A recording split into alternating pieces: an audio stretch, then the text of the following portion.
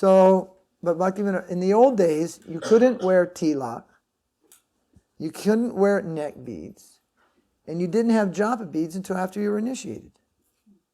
And depending on which size your beads are, how many you wore, and which kind of tulsi they're made out of, this indicated your sampradaya. Like, you go around, the movement, especially in India, and you'll see sometimes devotees wearing like a really long tilak here with a real long, thin thing. That's Nityananda Vamsa tilak. Everybody just thinks it's a cool way to put on tilak. No, that's another tilak, another sampradaya. I mean, when I first landed in India, I didn't know who. I didn't know a Sikh from a Jain, from a what's going on here. So, all the different dresses and turbans and distinguishing marks. So sometimes you've seen the Manipuris, very thin, tight. Looks like they put it on with the smallest little finger you could find. Put that thin on. Narottam Das. Sometimes devotees, that's a cool way to put on my tilak. Well, you're not in the Narottam Das parampara. You see. So the tilak, you don't even get it until you're initiated. You don't get any of these things. So Bhaktivinoda Ṭhākura did not have any of the markings of a Vaishnava. And it is said that neophyte Vaishnavas were criticizing him because he was preaching and he was doing these things, and they were criticizing him. And he felt that he must accept a guru and enter. But everywhere he looked were just sahajiyas. There were just sahajiyas and unwanted elements. Then he had a dream. And in the dream, Mahaprabhu told him, take dīkṣā from Vipina Vihari Gosvāmī. So the followers of the Vipina Vihari Gosvāmī section, they say, Bhaktivinoda Ṭhākura is only liberated because of the mercy of Vipina Vihari Gosvāmī. And how could he not be his real guru? Because Mahaprabhu instead told him. It's just, so let's say you're in a room and you can't get out. There's just 10 doors. One of them's a pit bull. One of them's a Rottweiler. One of them's a Doberman Pinscher. One of them's a German Shepherd, and so forth. One of them's a little Chihuahua. So I'll tell you, take the 9th door. It's the Chihuahua. It's going to give you much problem. Just go that way. If he went in any of these other groups, they were much more formidable, much more ferocious, so to speak. So I look at it in history and say, well, that's what happened. He took initiation from Vipina Vihari Gosvāmī, and carte blanche, everyone stopped canvassing him for one thing. Everybody was canvassing to get him into their group. They stopped canvassing. People just, okay, he's in the group. And that just pacified a whole social thing, which we don't have any experience of over here. There is no social background for Krishna consciousness. We're isolated units wherever we are from society. So we never find after that he mixes with Vipina Vihari Gosvāmī. He initiated, even during the presence of Vipina Vihari Gosvāmī, without his permission. As a householder, Bhaktivinoda Ṭhākura initiated. This is the royal taboo in Vipina Vihari Gosvāmī's line. You must be a Babaji. I mean, there was nothing they had in common. Absolutely nothing. But Śrīla Bhaktivinoda Ṭhākura left the management of this to Śrīla Bhaktisiddhānta. And when Vipina Vihari Gosvāmī spoke against certain concepts in Gaudiya Vaishnavism, Bhaktivinoda Ṭhākura just turned his head and looked down towards the floor. And Śrīla Bhaktisiddhānta was outraged. Bhaktivinoda Ṭhākura remained quiet, and Śrīla Bhaktisiddhānta did what he had to do. And when it was time for his initiation, Bhaktivinoda, and another thing we say, he didn't even guide his son. You can imagine, Prabhupada's here, your son or daughter's here, and you send them to somebody else. It wouldn't make a bit of sense. If your guru was present, Śrīla Prabhupāda, by whom you are liberated from this world, your son or daughter, you're definitely going to take them to Prabhupada. You're not going to send them somewhere else. Prabhupada was here, you see. But Bhaktivinoda Ṭhākura sends his son in an opposite direction, far, far away from that community, Gorkashore Das Babaji. And then, I think it was the second year after his formal initiation by Vipina Vihari Gosvāmī, he met Jagannath Das Babaji at Govardhan. From then till the end, they were almost inseparable. So by just a practical observance, who is really the guru of Bhaktivinoda? It is Jagannath Das Babaji. And there came a big time when there was a big fight between Brahmins and Vaishnavas. And there was a big debate scheduled. And the Brahmins were saying that the Vaishnavas, they did not have the right to worship deities, worship Shaligram, because they're not born Brahmins. So Vipina Vihari was in a Vaishnava Sampradaya, but he was a Brahmin by birth. So he sided on the side of Brahmanism to say that, and there was not exactly a money payoff, but there was some sort of arrangement, there was some favors. The Brahmins requested him, you side to our side that Brahmanism is a necessity to worship deity in Shaligram. It must be Brahmin. You're Brahmin Vaishnava, you have nothing to lose. But you have to stand in Brahmanism means you have to help us in this. That simply the Vaishnavas who are not Brahmins, they cannot worship deity in Shaligram. Do you follow? So he sided on the side of the Brahmins. And this irritated Śrīla Bhaktivinoda Ṭhākura. He was so upset with this. He was suffering from arthritis at the time.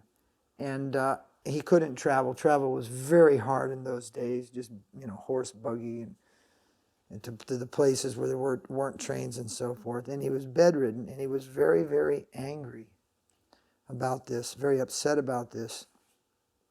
And Śrīla Bhaktisiddhānta, they say that he shouted, "Isn't there anyone who can silence these rascals?" And then Sarasvatī Ṭhākura came into the room, hearing him shout, said, I'll go. And he went, and he dwarfed that debate. And the debate wasn't a debate like back and forth. It's like, what do you want to say? Stand and say. You'll say your thing on Brahmanism, then the next person will stand and say his thing. And there were other speakers, and people were speaking. And Śrīla Bhaktisiddhānta gave, I think, 4 lectures. And that is in a book, complete now. Brahmano Vaishnava, Pundarik did it. I mean, this thing it just dwarfs them, and it's just amazing. And over the days, first, it looked like the Brahmins were like, yes, we've got another supporter. He came out with the glories of the Brahmin. What is the Brahmin? And people just hearing this, wow, I didn't even know that. Gee, didn't know that verse. And he was just pulling things from all over the universe, showing what is a Brahmin, right? And then he started, what is a Vaishnava? And then the smile went from this to this.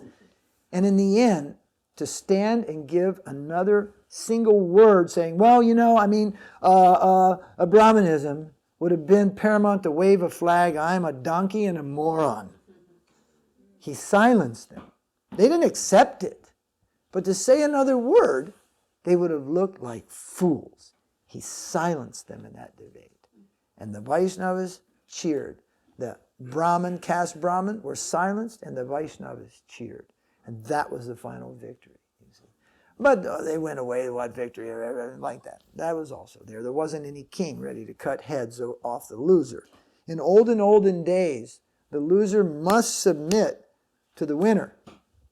So it was a real serious thing to go into a debate, because even if you had the right idea, if you couldn't explain it and you got defeated, you had to give up the right idea and accept the other thing. And if you didn't, they cut your tongue out or they cut your head off. You didn't just go haughtily home and get back on the internet and say whatever you want to say. They cut your fingers off. It was like that. It was the law. No, not allowed. You were defeated. You can't go on boasting an untruth, you see. You must become, Prabhupada told you must become the disciple of who has defeated you. So that's not the system today, but there isn't any system today. People just go on arguing, and individuals make their own choice. Individuals are their own judge of what they want to do, what they accept to be true, and so forth. So there were these types of things where Vipina Vihari Gosvāmī was not accepted in the vision of in the vision of Śrīla Bhaktisiddhānta. And Ananta Vasudeva then tried to turn this into Guru aparādha and Vaishnava aparādha. Then they say that Vipina Vihari Gosvāmī gave Siddha Pranali initiation to Bhaktivinoda, because that is the initiation given there. Although all we find Bhaktivinoda Ṭhākura writing about is Siddha Pranali will be revealed, means the perfection of your eternal identity will be revealed through the holy name. He does not give the conception that you will go to a third party guru and they will externally reveal this as a meditation. He doesn't give support to this, but he is surrounded by that world. He is surrounded, just like if we talk about Sankirtan, be it Harinam, book distribution, a college table, a cultural thing, everybody here has some experience with that, probably right down to the children. In their day, Siddha Pranali was the standard of Gaudiya Vaishnavism. So Bhaktivinoda Ṭhākura entering into the formal recognized Vaishnava world meant accepting some of these things, you see. But he did not pass these things on. It is rumored that Bhaktivinoda did give Siddha Pranali to some of his other sons or something. It is rumored, more or less. This rumor is then turned into an argument that Bhaktivinoda did not give Siddha Pranali to his son, Bhaktisiddhānta, because his son was an offender to Vipina Vihari. So they turn the whole thing of actually separating imitation, Sahajiyism, and that there's a period of time where it's being separated. The truth of the thing is being pulled away from the imitation. And at that, they try to focus on that and say, no, here is offense is being made to the parampara and all of these things. Where was he? Well, things take time to play out. So, Śrīla Bhaktisiddhānta was the forceful speaker. Not that he wasn't humble or affectionate or anything. It's incredible to hear how much love he had for his devotees and things. But he was intolerant to a lie. He was intolerant to Sahajiyism. He was intolerant to an untruth that covered a truth. Intolerant. He declared war against everything. All-out totalitarian war against misconception. And so things take time to play out. After the disappearance of Bhaktivinoda Ṭhākura, Lalit Prasad, his brother, and Bhaktivinoda Ṭhākura, and Sarasvatī Ṭhākura, they started a mission together called Bhaktivinoda Asan. And that is the house at Ultadanga, where Śrīla Prabhupāda first met Śrīla Bhaktisiddhānta, where many of the first disciples met him there. Some of them were with him even in 1915, 1916, before he took sannyas. There were disciples with him, even from those early days. By the time Śrīla Prabhupāda actually took initiation, some devotees were already disciples of Śrīla Bhaktisiddhānta for 13 years. 13 years added on top of 9 years old is what? 22 years old. There were some disciples that had already been with him 13 years, 14 years. So there was already it was a building thing. And then the will of Bhaktivinoda Ṭhākura is another thing, which is, there's a book called, what is it? Swajivani, what is it called?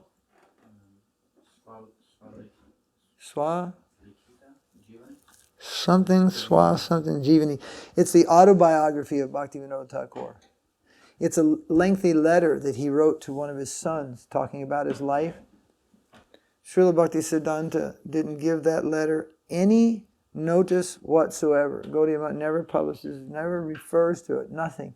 It's Bhaktivinoda Ṭhākura telling about his life in the material world.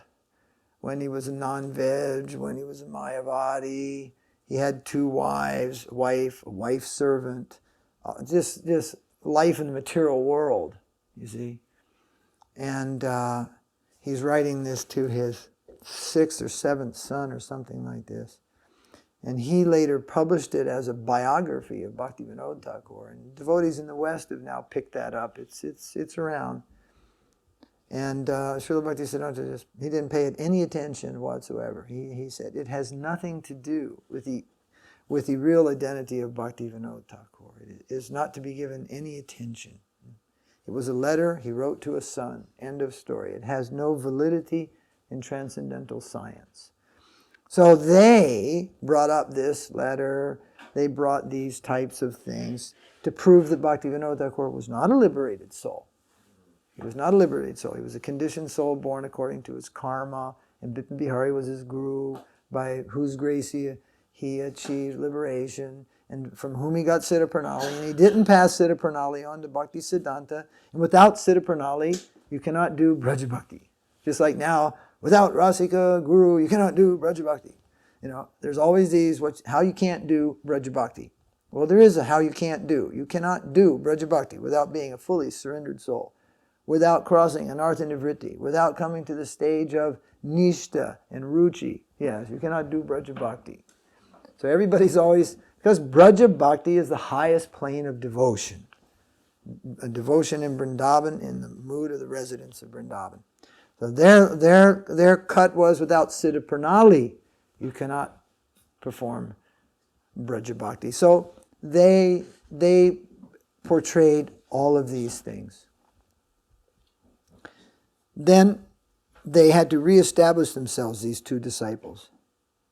So when he left, he was a big catch. He was a big catch. And if you go in Vrindavan with the name, you'll find all the Babajis claim he took initiation from us. Because he was a chief whip of Śrīla Bhaktisiddhānta. He drove them into a cave. By the time Śrīla Bhaktisiddhānta was finished with his campaign, they were sitting there chattering their teeth and beads in their little caves. He drove them into the mouse holes. And then when his chief whip defected, presently you go around to every real group of Babas, not just the roaming Babas, the real groups at Radhakund and Govardhan. You go to Jai Sringira, which is a branch of Radharmani. Everybody claims Ananta Vasudeva came and took initiation in their line. You see, everyone claims it. We're not quite sure where he went. It seems to look like he did go to the Jai Sringira and got an initiation there, because he had to be reestablished in the Vaishnava world, in that greater Vaishnava world. So he did something. He did have a mistress at some point. That was also going on. It was, people couldn't figure it out, the details of that or whatever. The mistress was brought to him in his quarters, and he was cheating left, right, and center. And Śrīla Prabhupāda wrote one of the nastiest reports of that you would ever want to read. It's in the folio if you want to see it. It's just plain old nasty. You know, Prabhupada just says he was sex, homosex, everything that was available. That's the way he was, and in the end, he killed himself. It was just like, okay. End of story. And the other one just kind of wandered into oblivion and lived his life and died somewhere. And but surprise, you want to know the shocking part of the story? His disciples went on anyway, despite that. They run the ISKCON Bhuvaneshwar temple. And his lead disciple just appeared in Back to Godhead.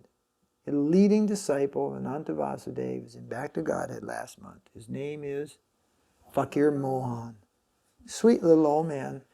And he's outraged. He would be outraged to hear me talk, because he said, no, it is all Leela. It is all Leela. This is my Guru's Leela with Bhaktisiddhānta. Well, I just read to you what that Leela meant to Śrīla Prabhupāda. It was infectious. It was poisonous.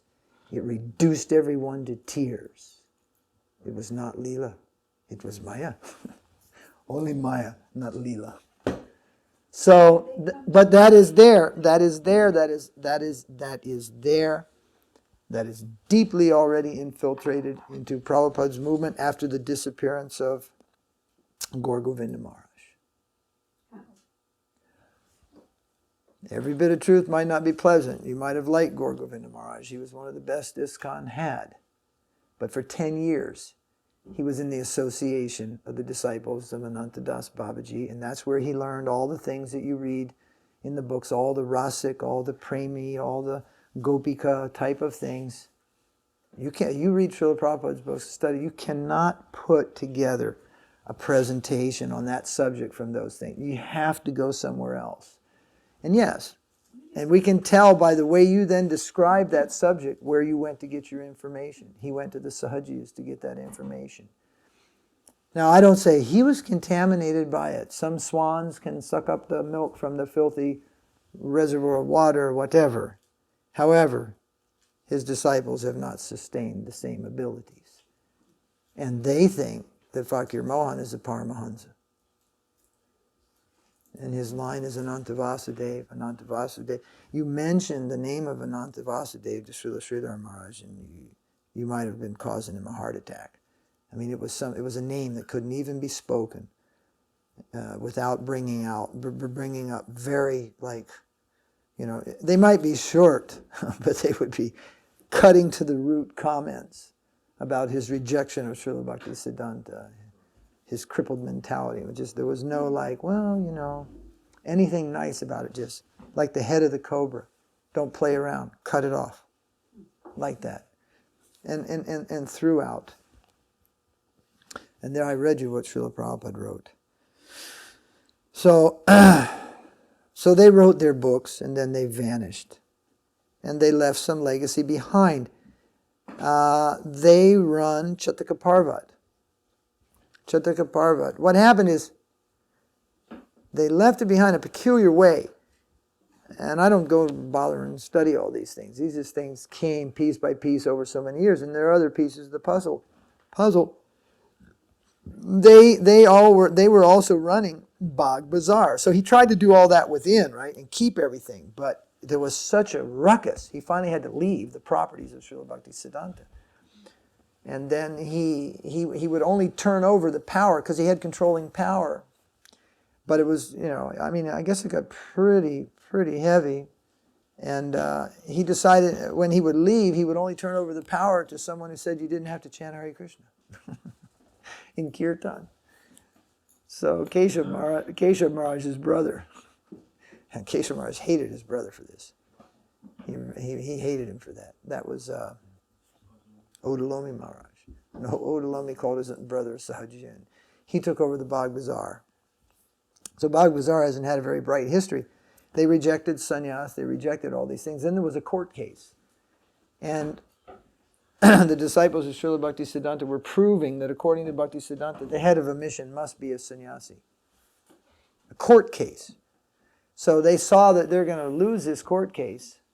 So then 6 of them took sannyas the day before the final decision in the court and beat the court case. So if you go there, you'll see them in a sannyas dress, but they don't carry dandas, and they're not really sannyasis. They just pose as sannyasis. They run Bag Bazaar, and they run Chataka Parvat, which is a really nice place on the sand dunes at Puri, where Śrīla Bhaktisiddhānta established the temple. Mahaprabhu used to see the sand dune as Govardhan. And he established a little temple on that hill. It's really nice, really beautiful place. It's very near Tota Gopinath, right? That's Ananta Vasudeva's disciples. That's his line. And after that, well, you know, it's like, and see you down the road, things get so just, you know, and one deviation, another deviation. And if the wrong turns are made, things just, that's it. There's no getting them back on track. So they're way, way out there, and they have many subdivisions and these things, and some of these things have come all the way back around, or in Śrīla Prabhupāda's temple in Bhuvaneshwar. Even made it all the way to Back to Godhead magazine. And Prabhupada disciples also fighting, no. All the way to Vipina Vihari Gosvāmī. I told Bhaktirupa, when you accept that Vipina Vihari Gosvāmī is a pure Vaishnava, then you just cut the neck of Śrīla Bhaktisiddhānta. This is the key argument that they had against their guru, that he rejects Vipina Vihari Gosvāmī. And I sent him, and he's telling this, and I said, then I told him, and here's the quote from the folio, and if you keep shouting in my face about Vipina Vihari Gosvāmī, then I'm going to put what Prabhupada said all over the world. And then who are you going to argue with?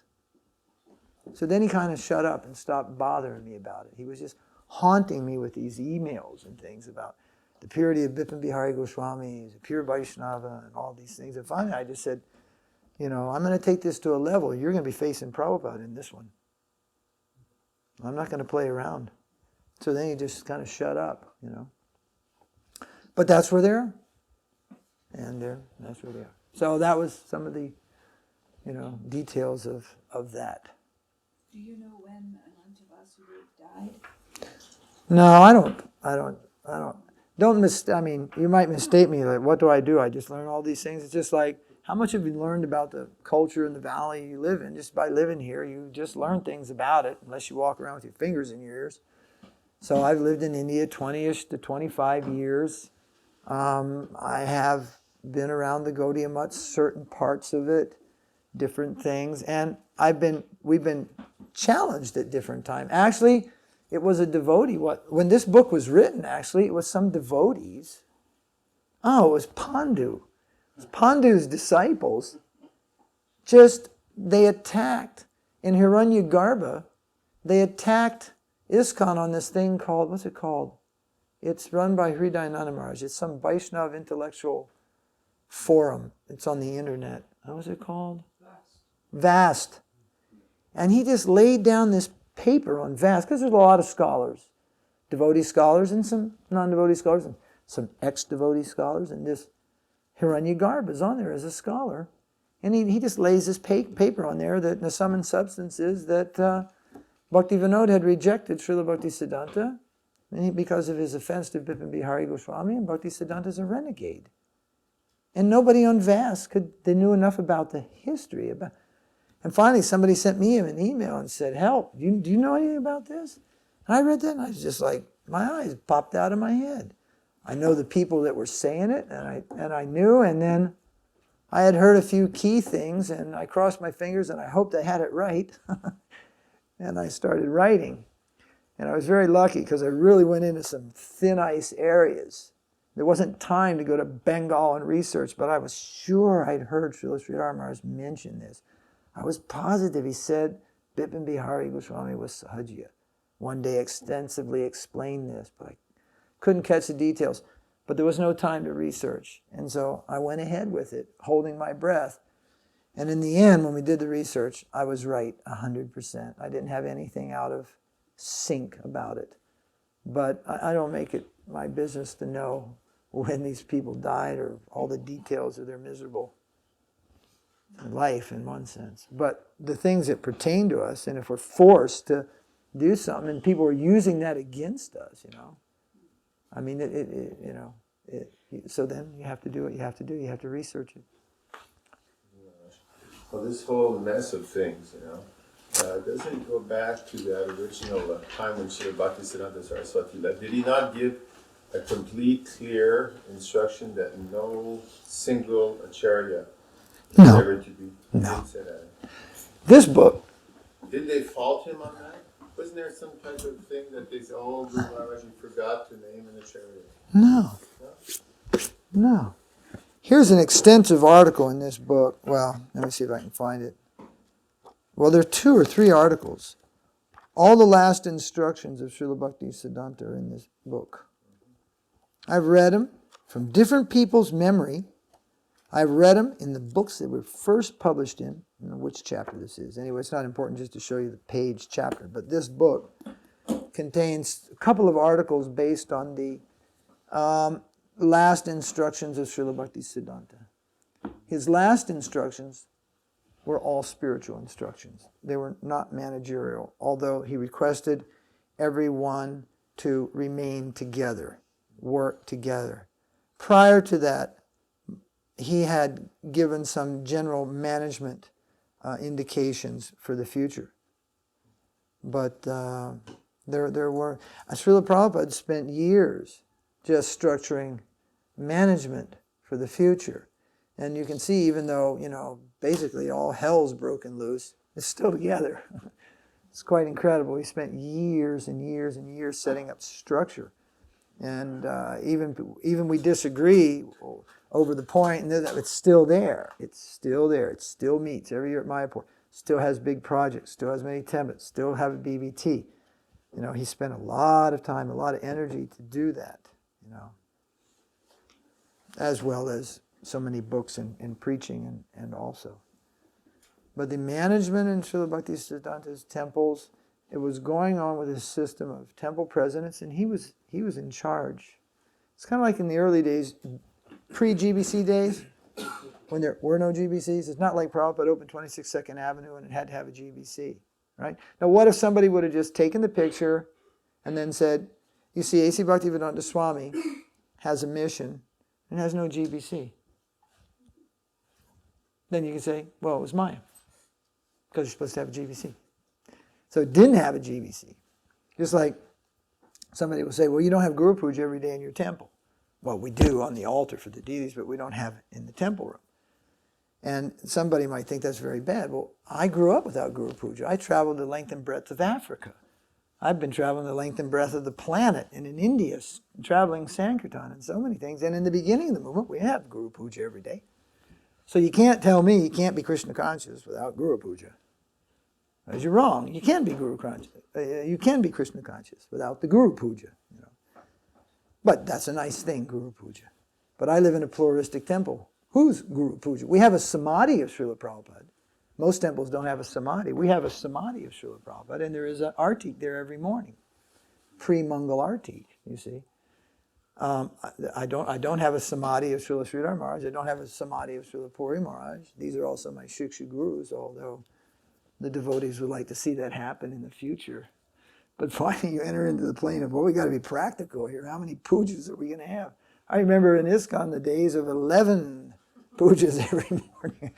At one time in Vrindavan, there was no place for anybody but the asan, the guru, and the pujari. Well, devotees were on the outside. There was no room. Srila Sridhar Maharaj said, yes, Vyasasans, from the mountains to the sea. He understood what is coming. That seat, that seat, my seat. So anyway, life is a learning curve. Now everyone has learned a lot of things. So in some ways things are more balanced. But what to do? No one to blame. What did we know? Nothing. I mean, what could we expect? It's like you got a car going 120 miles down the road, you know, and you're just riding with Dad, and it's just ripping. All of a sudden, he's just not there, and he just says, "Take the wheel." Sure. What? You know, everything just started. Meow. Even the going up was going down. You know, Śrīla Prabhupada left, and if you keep the accounts of the records and all these things, collect, and so many things just went up, right? But the quality of spirituality went down from the first moment. It just started down. Many things. So, but no one to blame. Rather, it is said, Śrīla Sridhar Maharaj said, it is a confirmation of his greatness that without him, you could not handle what he had given to you. He could do all this, but all of you together couldn't keep it up.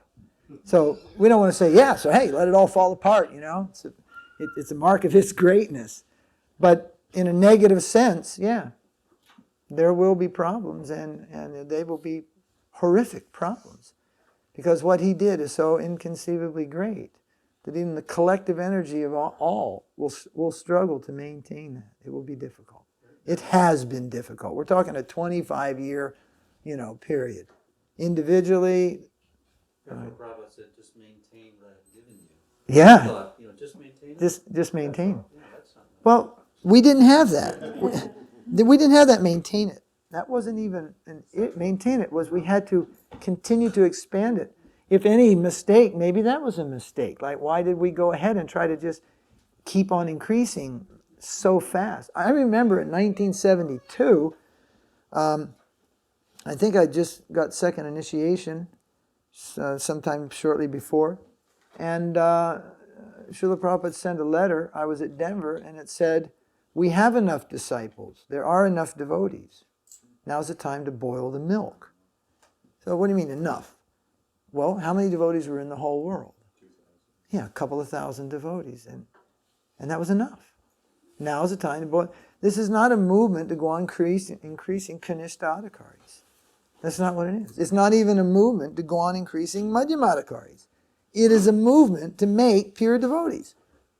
So, if we all get together and say, gee, no one's a pure devotee, then the conclusion is the mission failed. This mission is not about you have a better next life and try again.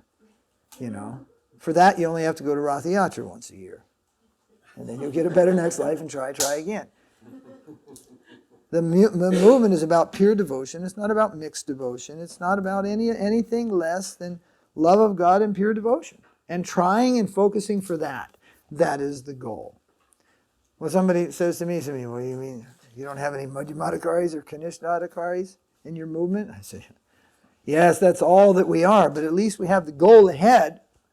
And I don't let a day go by where I don't remind everyone that where we're at now is not where we're supposed to stay. We're supposed to pass through this to a higher platform of Kṛṣna consciousness.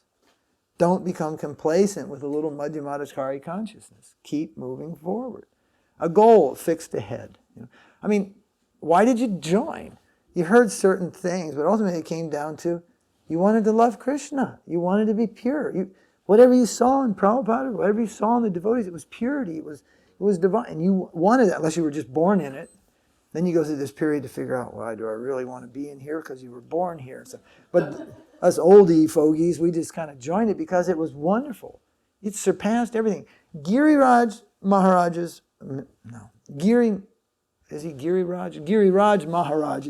father came with a briefcase. I think it had $2 million cash dollars in it, in the Chicago temple, and told him, you just come out of this place, and this is just the beginning. And this is just cash, just take the cash and do what you like, and there'll be plenty more coming. And he denied that. He turned that down. Prabhupada used to sometimes mention that. He was so proud of that. Such a rich family. In the end, I heard recently he inherited like $100 million. So. I should have made friendship with him when I had a chance. Dang, Maybe you could ask him for some new computers and stuff, a playground or something for the kids.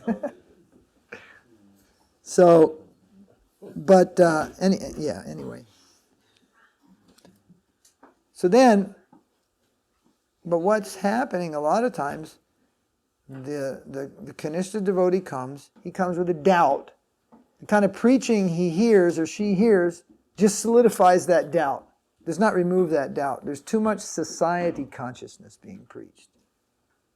So one time, Back to Godhead magazine went off the press for 6 months. You remember? Actually, they were off for 1 year. So this was at a time when myself and Tripurari Maharaj, we also had a magazine called Clarion Call. It was a covert operation. It did have Kṛṣna consciousness throughout, but it had objectionable things in it, in a sense that, we took advertisements from other yoga communities and things. Well, do you know how many magazines we sold those yoga communities? Because we advertised their yoga community in it. That means everybody in their group bought our magazine. You boycott them, they boycott you. So out there, you got to be a little more pluralistic. Same time, you got to preserve actually what you're about. It's a bit of a contest, so to speak, to maintain the purity in the message, at the same time attract people by not offending their level of conception and so forth. So, but anyway, that magazine, it was a full-color magazine. It highly impressed many of the devotees in the movement, and the GBC became quite fond of that. And they were troubled why Back to Godhead magazine cannot be like this. And I guess Back to Godhead had hit kind of like an all-time low interest level or something. Anyway, we attended meetings with Naveen Krishna and Advaitacharya Das and Jayadvaita, and who used to be the... Pranada.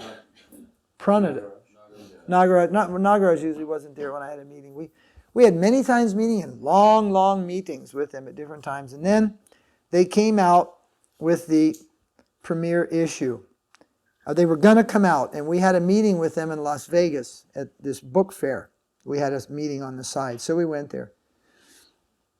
And I told Tripurari Maharaj on the way, I said, hey, we were just talking about what they're going to show us.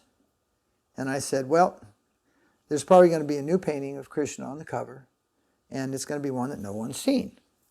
But we were like pretty deep into, journalism, and whatever your cover story is, whatever your central power story is in your magazine, that's what goes on the cover. Not just a picture of Kṛṣṇa, in journalism, right? So we were kind of cutting up and just saying, yeah, it's going to be a great picture of Kṛṣṇa that's no one's seen. It's not going to have anything to do with what the magazine is about or something like that. So sure enough, that's the way it was. There was a mock-up of the thing.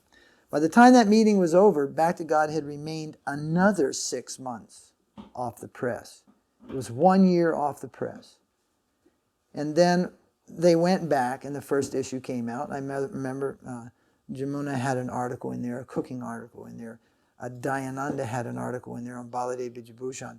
I think Sariputta had a science article. Prabhupada had one article. Prabhupada speaks out, and something else. Ravinda Swarup had an article in there, and some others. There's 64 pages. Prabhupada's 3 articles did not mention ISKCON. Your article did not mention ISKCON. It mentioned Prabhupada and Prabhupada recipes. Dayananda's article did not mention ISKCON. And Sariputta's article did not mention ISKCON. The 3 of Prabhupada's and the 3 of yours were the best articles. We rated them like really nice articles. The rest of the magazine managed to spit out ISKCON or International Society, spit out, I don't want to say that disrespectfully, it means to put that out there 109 times in like 35 pages. And in a 1 1/4 page article, Rabinda Swarup managed to mention ISKCON 14 times while preaching to a bunch of college people. So I told Prana, I said, you take this magazine to a psychiatrist and they'll tell you that whoever these people are have an identity crisis. And then if you go and look through Prabhupada's preaching, every once in a while he talks about the preaching machine that he's developed, his society, which is born of his heart and all these things. But what's he preaching about? He's preaching about Kṛṣṇa. He's preaching about Kṛṣṇa consciousness. Preaching about misunderstanding in the material world and science and all these things. He's not just preaching about his society. But more and more and more and more, preaching began to be just about the society. We're preaching about our society. So, and then see, well, there was some point I forgot now, but yeah, we had told him, if you want to sell this magazine on a newsstand, and you left it up to us, we would take magazine of the Hare Krishna movement off the front cover because, just the bare bones truth is, it's just not that popular, We say it's so popular, but it ain't that popular. It's the most underrated, under-respected spiritual movement in America. For whatever reasons, it is not you meet the people that are going to join, there's the blessed souls that are going to join, but the general opinion of people in America and in Europe is not highly rated at all. It's not highly respected. So I said, if you want to be on the newsstand, that's not the best thing. You got to kind of like posture for the newsstand. But if it's not the newsstand, if it's just to members and devotees and folk members and all that, then let it rip, Hare Krishna everywhere, And devote 1 page to glorify ISKCON. What's the ideal of ISKCON? And everything else, get on with your preaching, Quit just honking the horn at ISKCON or ISKCON.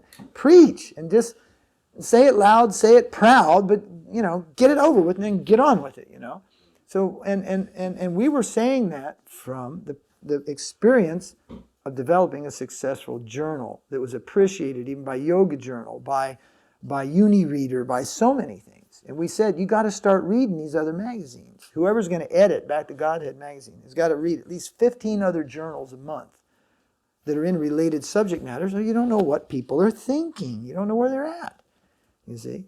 And this was like, asking them to swallow cyanide or something, Because if you read anything, you'll be polluted. But you can't, if you go to Thailand and you don't know about Buddhism, you're not going to be successful.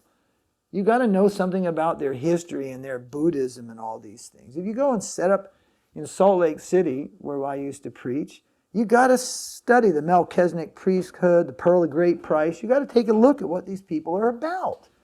Otherwise, you just, you can't do effective preaching. Srila Prabhupada many times said very gracious things about Christ, Lord Jesus Christ. He's in a predominantly Christian country. Somehow or another, he had a lot of Jewish disciples who most became GBCs, but he knew something about Christianity, not that he did a big study. Bhaktivinoda Ṭhākura did a thorough study on Christianity.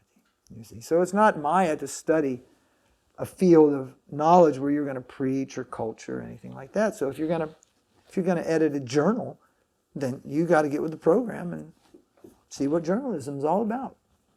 And so we suggested, in the end, the final one came out, and if you go back and look, it didn't have Hare Krishna on the cover, and it never ever went to the newsstand. And it remained like that for about 3 years, and now Hare Krishna's back on the cover. It's just like, why did they take it off in the first place? It's like they recorded 8 hours of conversation with us and suggestions, our experience. Just, well, this is what we've learned. This is why we did what we did, so and so. They go, well, Prabhupada said don't have advertisements in Back to Godhead. I said, do you think he would complain about Bhagavad Gita advertisements in Back to Godhead? No. Why don't you advertise it there? And so on and so forth. We try to why don't you do this? And the thing is, advertising is the nasty part of journalism, actually. You can't have a successful journal unless it's funded or has great advertising. It's just this.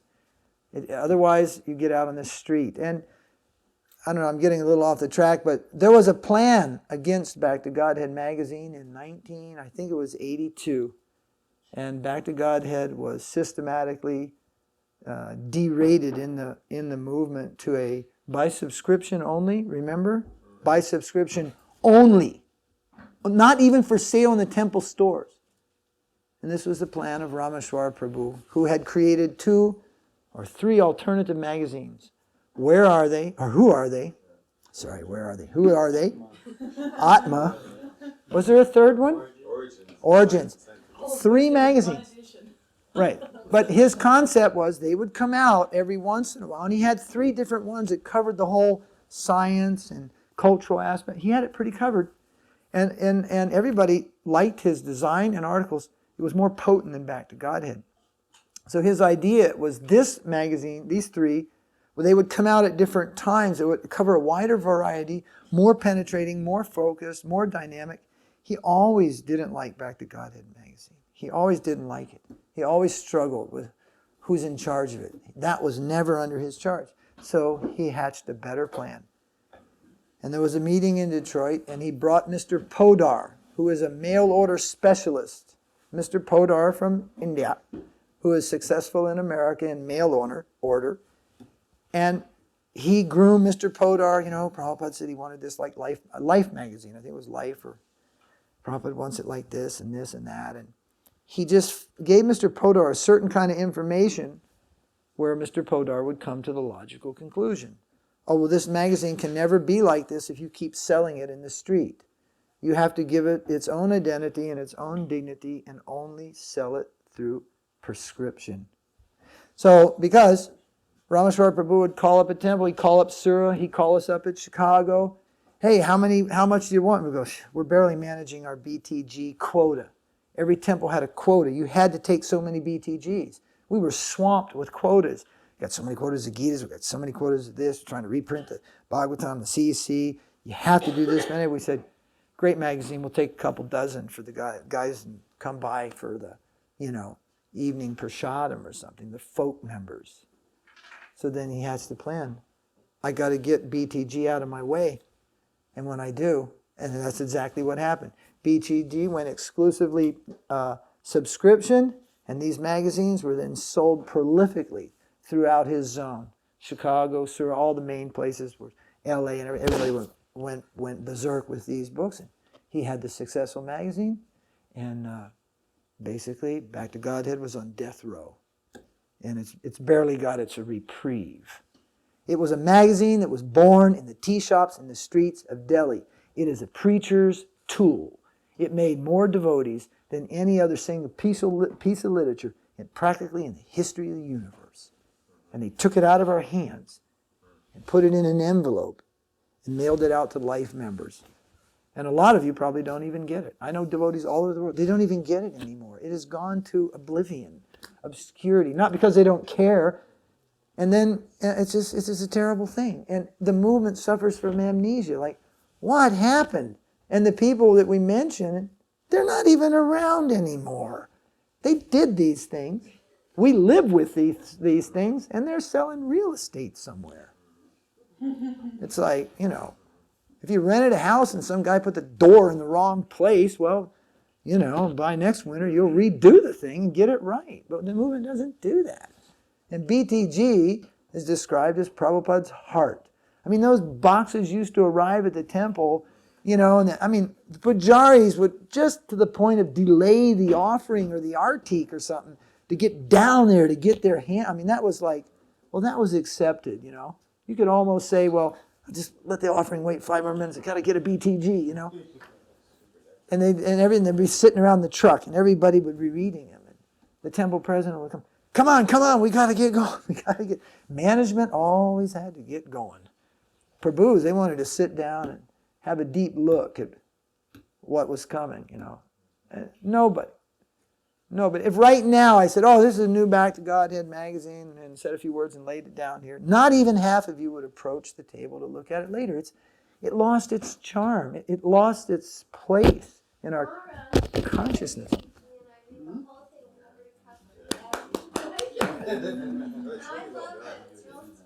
Okay. Yeah. Okay. It really, through the 80s, it just it did. crashed. I'm still living in the 80s. Maybe because Prabhupada's movement seemingly is not doing very good. Now it seems like Prabhupada's being judged in relative terms. I give you an example. Devotees who were inside Prabhupada's movement go out, like Narayan people, they'll put Prabhupada as somebody to compete with. And then the non-devotees on the street will also find fault with Prabhupada. I noticed that they saw something on TV or they read about ISKCON and they felt fine with Prabhupada. They felt fine Prabhupada. Or even all devotees going on TV, they will fall and fight their guru in front of masses of people. They'll say, reject my guru. He didn't know what he was doing, like that. And then... well, they crucified Jesus. So yeah. At least Prabhupada made it out of here before it got that bad. Okay, so... the first thing I'm saying, this despite all grace, this remains the material world. This is a nasty place. And we're trying to save people who are much engrossed in that nastiness, and some of them fall back into that nastiness. Is it Judah? I mean, Christianity, Judah, he turned his back on Jesus. Their guru was crucified. He was nailed to a cross. He was killed, And, in one sense, that's probably the most horrific kind of guru-disciple story, but not completely. There's stories in India where the disciples had poisoned their guru. They wanted to take charge. Even astrological students killing their teachers to take charge. Kings' brothers. I mean, India, another place in the material world. All over in politics. The royal family of Nepal just, did the thing. Just how can these things happen? Well, if you're maddened by material desires, if you have so much sinful karma, will these things... Well, I have no problem with that personally. I don't care about any of this. Mm-hmm. All I'm saying is that whether Prabhupada's movement stays up or goes down, my faith in Prabhupada will always remain the same. It's not a very strong faith. I'm not against the Holy very much. But it doesn't bother me that much. And I don't need, personally, any support from anything else but Prabhupada's books to enliven me as a disciple of Prabhupada. I don't mind you personally what you want to do, whatever you have your life and your connection with people. But personally myself, I was told by my spiritual master to read his books mostly, and everything was in his books. And I'm satisfied with that. I sometimes try to read other people's books. I don't have any attraction for them. It's maybe my unfortunate nature. But personally, Prabhupada's books are enough for me. Prabhupada's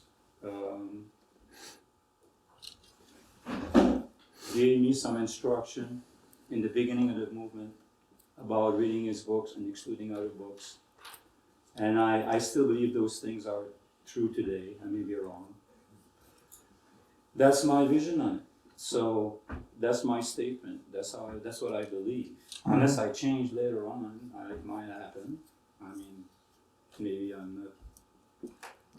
Well, I don't think anybody in this room would disagree with you, and me foremost. Where we might have a long conversation is, did you read the part in Śrīla Prabhupāda's books where he said there are many societies of pure devotees and one should join one of them? So you joined ISKCON. What has your daughter joined? Has she joined one yet? What about the guy next door? Has he joined one of those societies of pure devotees? Oh, no, but I'm saying, so the instruction is there. People will take it and go in different I directions. don't agree there's many world acharya like Prabhupada. I think Prabhupada has an edge on everybody else. He spread Krishna consciousness all over the world, in the Western countries. He took Western disciples and turned them into Vaishnava. And I feel like Prabhupada is still number one, personally, in my heart. I'm not saying there's not other pure devotees, other great advanced soul, and I know it's an offense to compare pure devotees, but as far as I'm concerned, Prabhupada is one of a kind, and he'll never be, nobody will. Like, it's just my feeling about it. Like, when I read Prabhupada's books and I read his purports, I cannot find anything else that matches with those purports. Maybe people are like pure devotees and they are like way more advanced than I am. But in my mind, Prabhupada is the topmost person in my heart. So he is. I cannot put anybody else there. And in his heart, who's topmost? In his heart, who's topmost? Bhaktisiddhānta. Okay, it's natural. So you're not going to find my disciples telling that I'm not topmost for them.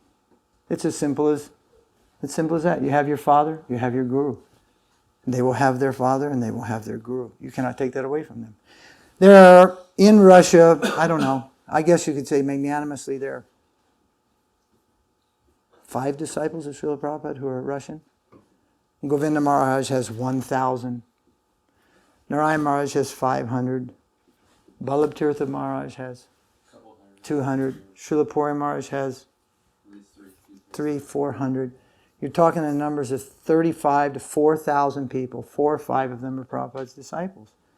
All of them would probably charm you with their appreciation of Prabhupada brought this movement here to our wretched country, and it's just incredible. They could charm you.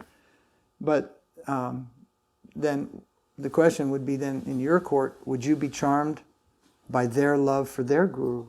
They also love their guru. And they recognize what Prabhupada did. And they have their guru and they love their guru. So no, I don't think, at least anybody that I know, I don't deprive you of that or anything.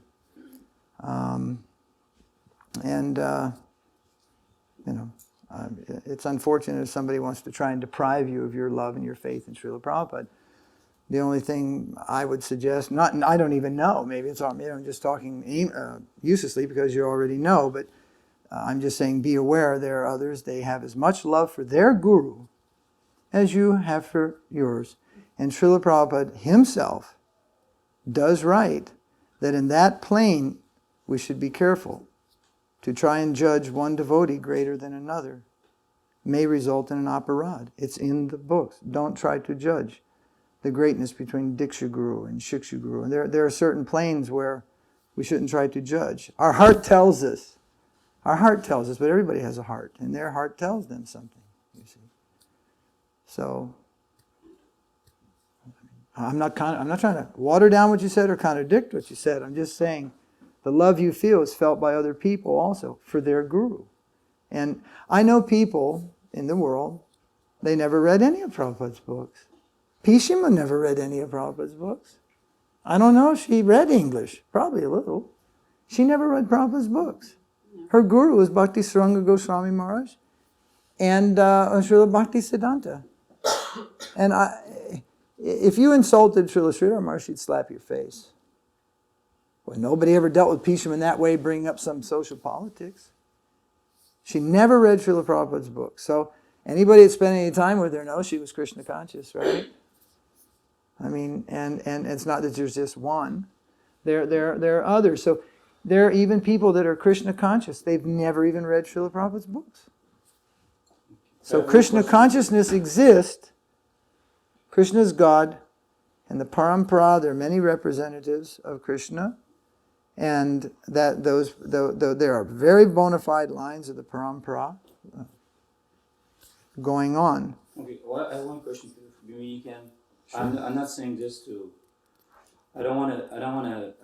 Like you're saying, come advice of aparādha, and I certainly don't want to minimize what you are believing in. I just want, for my understanding, you may be able to enlighten me because I consider you to be a superior personality than I am, and I'm asking you this question for my own enlightenment.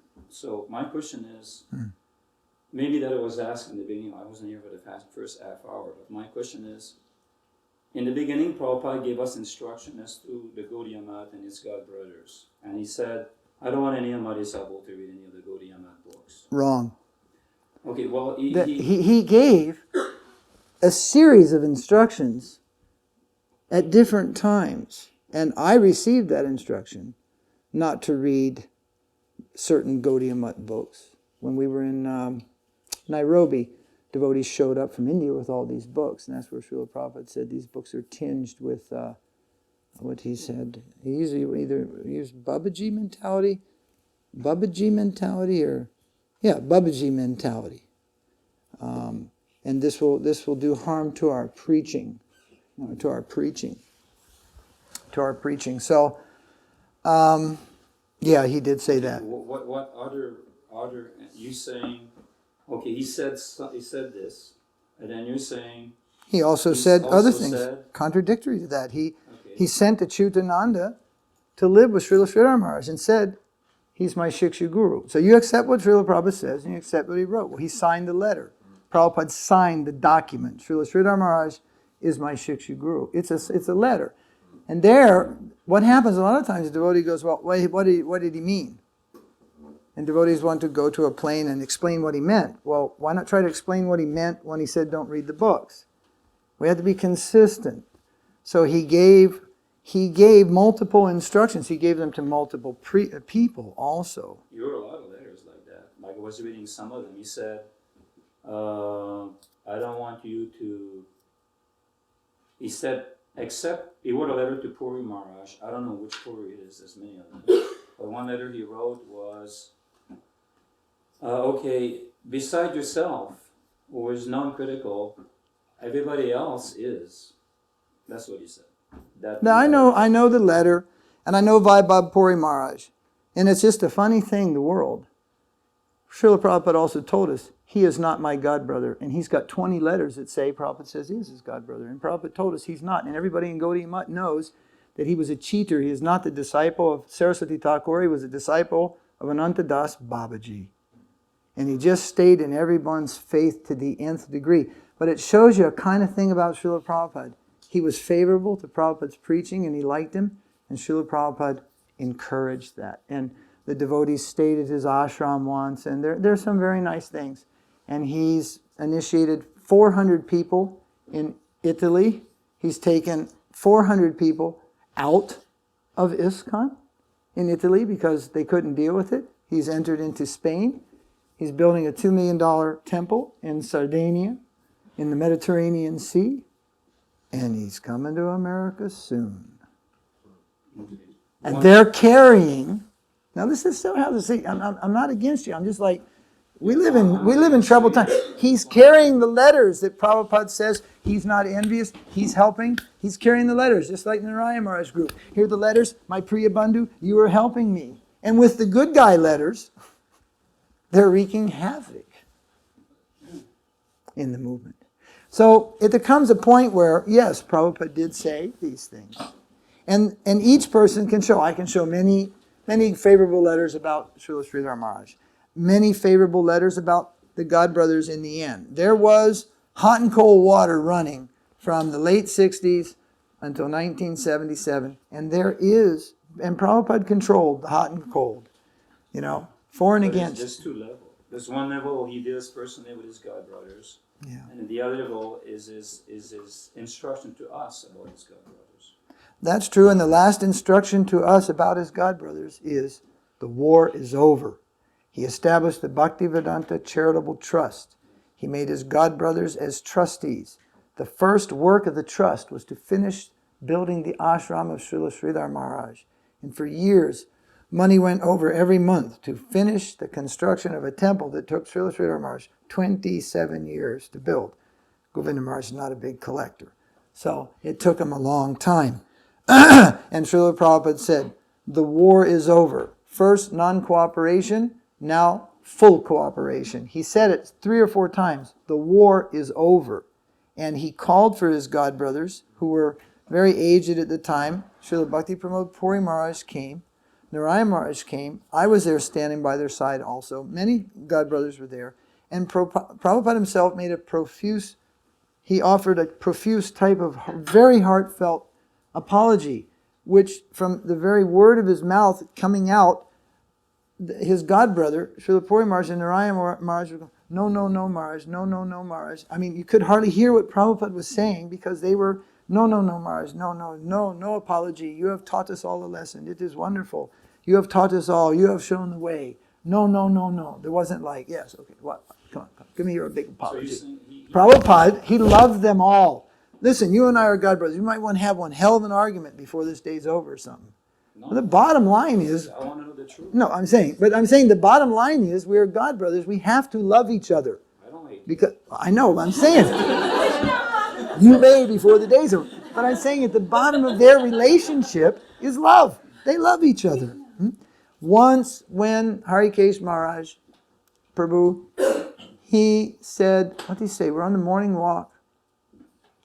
And he said, Prabhupada, see, it's a little bit of a problem when our guru, whoever our guru is, argues with his God brothers.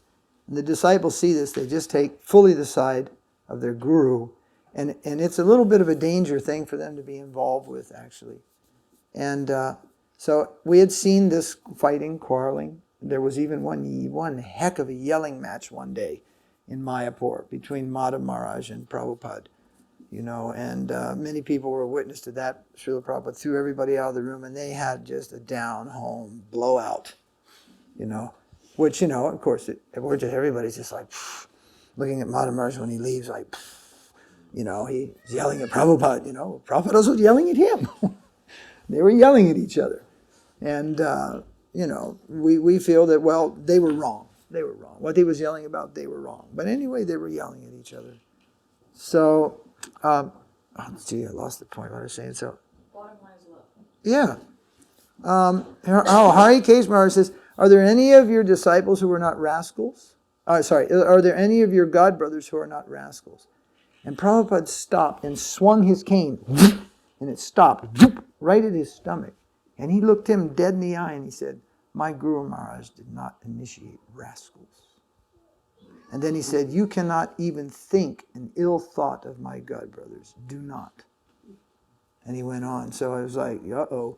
We've had so many ill thoughts of people who are not ill. He didn't take that instruction. No. He most of all did not take that instruction, almost, you could say. So it is a problem to keep the balance in the family.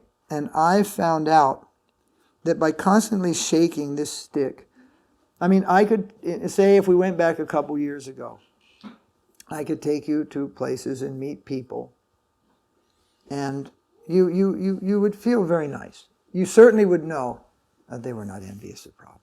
That you would know from the plane of their consciousness and what they are, love is the only thing they know. Love of Kṛṣṇa and love of Vaishnavas. You know that this person was not envious of Prabhupada at any time. And even if you wanted to say they were, you could see, well, they're not now. So many defects in our hearts get purified in time. So even if somebody wants to say, well, they were. Well, they're not now. They got purified. That's also possible. I think everyone would recognize that. I could also show you some persons and show the idea of Bhaktisiddhānta and Bhaktivinoda. And what you would experience there, what you would see in them and their love for their guru, and it's just like, you would come away and you would also say, gee, that person was incredible. I mean, he's been with Bhaktisiddhānta since he was 9 years old. You would say nothing but good things. I could take you back to that same person and mention Prabhupada's name, and the best thing you could do is duck and get under the table, because ain't nothing coming your way but acid in the ear. Intolerance that he is Prabhupada. Intolerance that he is what he is. Intolerance. So, hey, when you hear me say things about Gaudiya Math, that's the Gaudiya Math of Śrīla Bhaktisiddhānta, and there are selected individuals in there who were never in their life for an moment envious. And there are elements that are in there. I'd take my chances with a cobra and a rattlesnake first. Those elements are there, you see. So it's like the world. You go out into the world. There's a lot of danger out there. You're looking for the good people to preach to. There's a lot of anti-friendly elements in the world. You try to find nice people and preach to them. So in the great Gaudiya family, there were elements of strong envy and resentment to Prabhupada. They still exist. Some of them are still alive today. And there were elements of incredible appreciation for Śrīla Prabhupada. When those who have witnessed the beginning of his big movement, I have their comments on tape. I have them in letters. I have witnessed it myself many times over. And some of them you've never heard the name of. They passed away a few years later. You never saw them, you see. And there wasn't a drop of envy in them.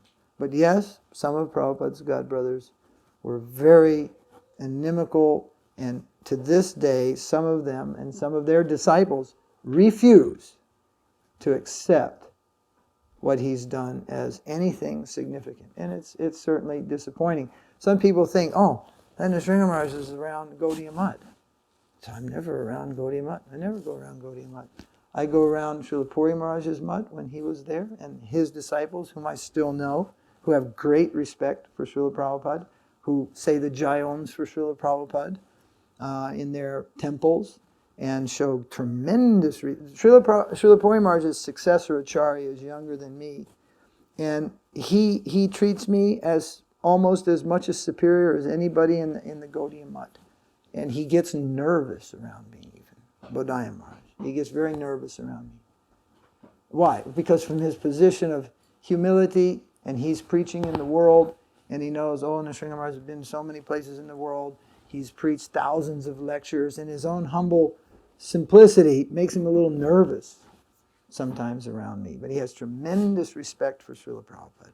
He's the successor of Śrīla Puri Maharaj. Śrīla Puri Maharaj himself had a wonderful appreciation of Śrīla Prabhupada, and so did Śrīla Sridhar Maharaj. That much I can say, without a doubt.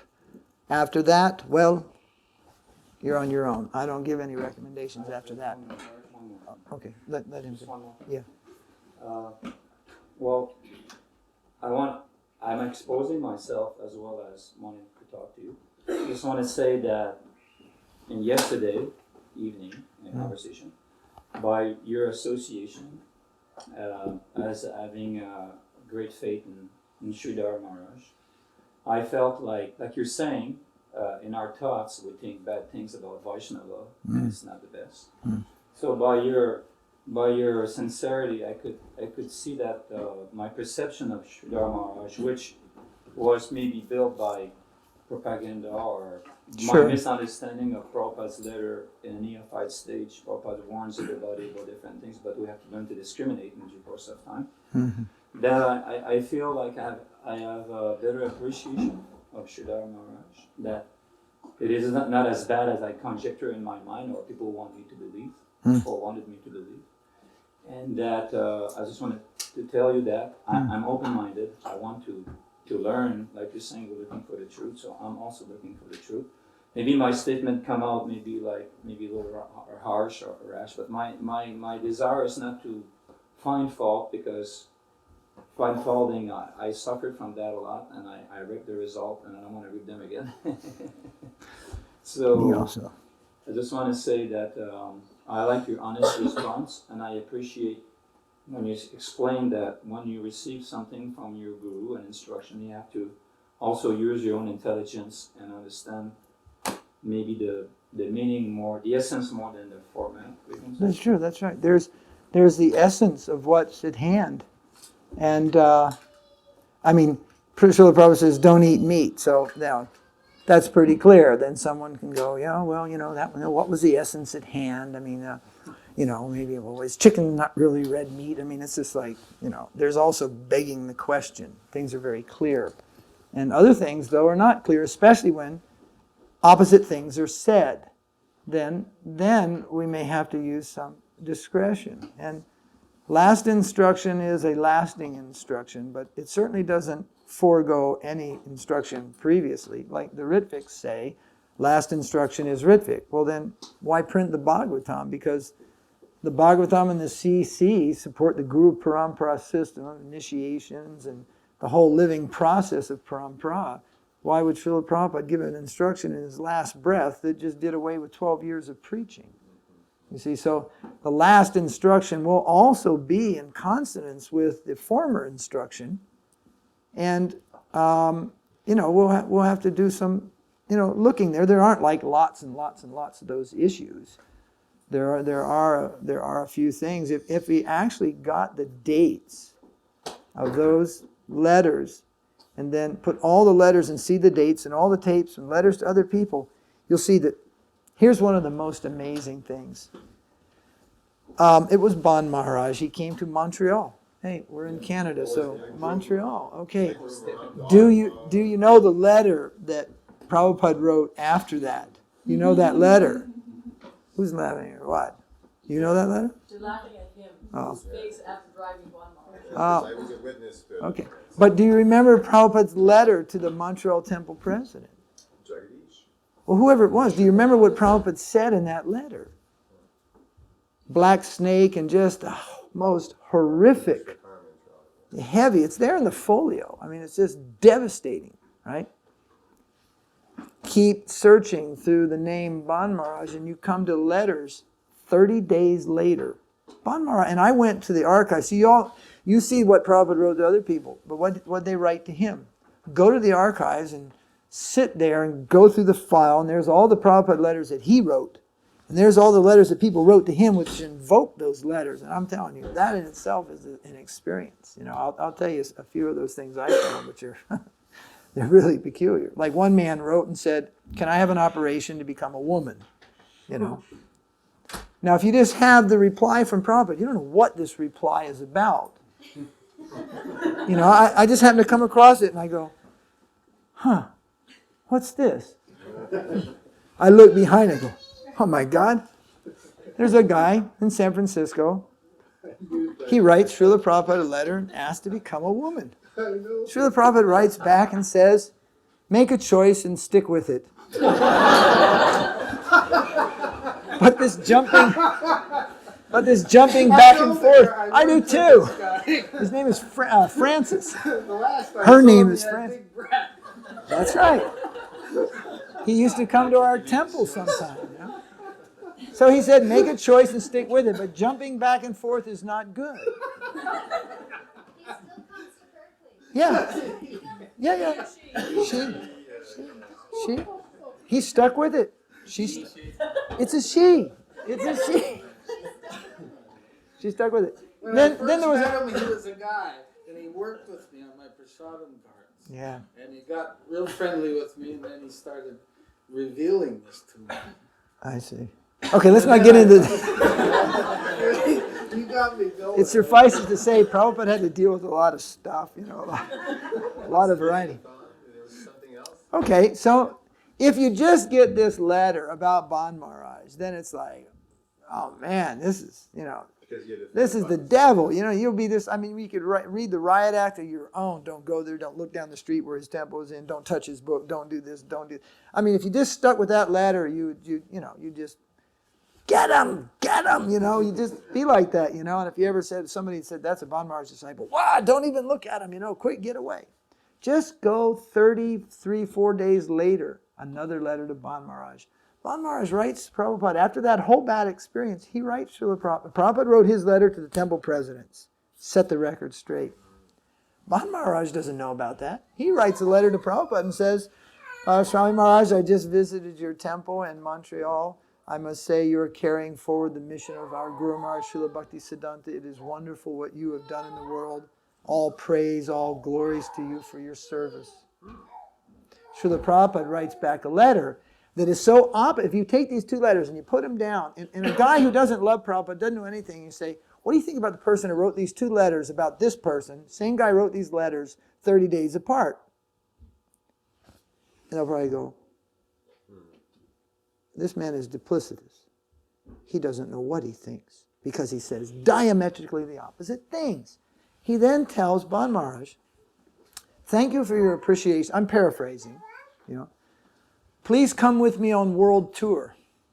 We will preach this mission together. We will distribute your books in all of our temples, all over the world. And you may distribute my books in your temple. Temple. He had one temple. And Śrīla Prabhupada had 100. Nearly, well, not that time, not 100. He had 40 or 50 and growing. We will distribute your books all over the world. And if you like, you may distribute my books in your temple, singular. I mean, it's just a letter filled with cooperation, love, and affection. There lies the real Prabhupada-Bon Maharaj relationship, actually, as a godbrother. Love is at the foundation. The quarrels, the arguments, and the insidious things that sometimes are said when arguing and fighting are not the basis. They are the exception.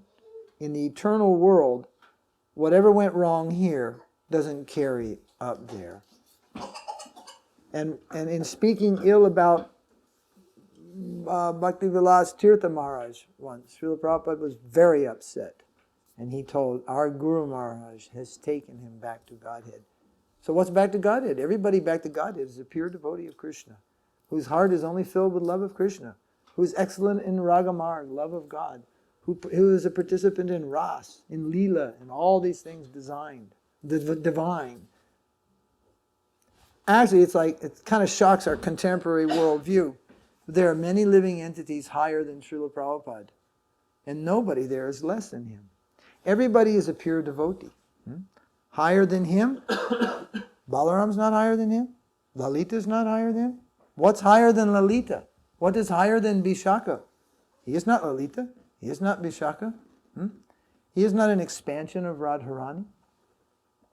So he has his eternal place with his Guru and all those people. They're under the eternal parshads of the Supreme Lord. That is not a bad thing. Everyone has their Guru. Śrīla Bhaktisiddhānta is eternally his Guru. Just like Prabhupada said to someone I heard recently, you will be able to recognize me there. He won't look like he did here, but we will know and we will recognize. He is our Guru there. And his Guru is his Guru there, you see. So, and Kṛṣṇa is God, who's his Guru?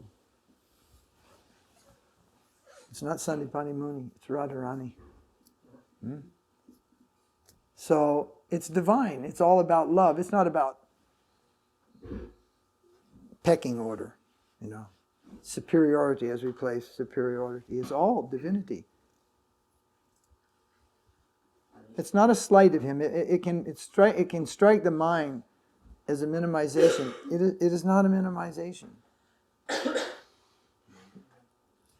For Kreshwara Pandit, from the Sankirtan Leela Mahaprabhu, Achyutananda, the son of Advaitacharya. So many. There's a list of the disciples in Chaitanya Charitamrita, disciples of Gadadhar Pandit in Madhurya Ras. And Prabhupada and all the acharyas have said, these are the par excellent Madhurya, devotees in Madhurya Ras. They command the field. They are the great generals in Madhurya Ras. And they all came down to this world to preach, preach, preach, and preach in the Sankirtan movement. And we feel deep in our heart that our Guru Maharaj comes from somewhere deep within the intimate circle of the Lord's loving pastimes. And certainly even there in that plane, he must be honored and respected by millions and millions. But it's not like he has no respect for those that respect him. It's another plane. We have it's almost impossible to have a point of reference there, because everything we have is material. It's just so, it's different. We can best understand it's just so wonderful there, and there is no such kind of upper lower discriminations and all these things. It's not that Mother Yasoda is something less than Radharani, because she only has Vatsalya love for Krishna. And Sudam and Subal, they're just some, Sakyara, some lower. They didn't quite make the grade. They didn't make the Madhurya cut. Even the flute of Krishna. And recently people are worshiping Govardhan. There's a new article. Govardhan is worshipped as Girirani. Govardhan is also being worshipped by Narayana Maharaja's followers as Radharani, Girirani. But you can surprise them and say, what is Govardhan's rasa? They are worshipping as Radharani, they are worshipping Krishna, but Govardhan has his own rasa also. Govardhan is a Shantaras Bhakta. Prahlad Maharaj is in Shantaras. Krishna's flute is in Shantaras. The gopis, they're praying at Krishna's flute. They're praying like anything on Krishna's flute.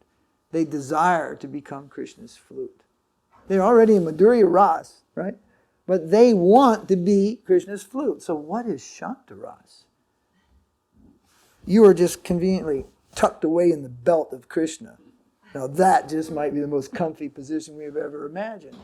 And when released from that bondage, we are tucked sweetly to his lip. The flute is a living entity in Shantaras. Inconceivable. His buffalo horn. What is that buffalo horn? Is it some dirty thing that he had to purify before he could use it? So actually, some of these people don't have any conception really of Ras. So they talk about, always try to be up here talking Ras. They don't realize that there is no down here in the Ras. It's all up here. It's all up there. But sometimes for tasting, it's like the Bengali. We kind of eat prasadam. It's like jai, and we descend on the plate of prasadam.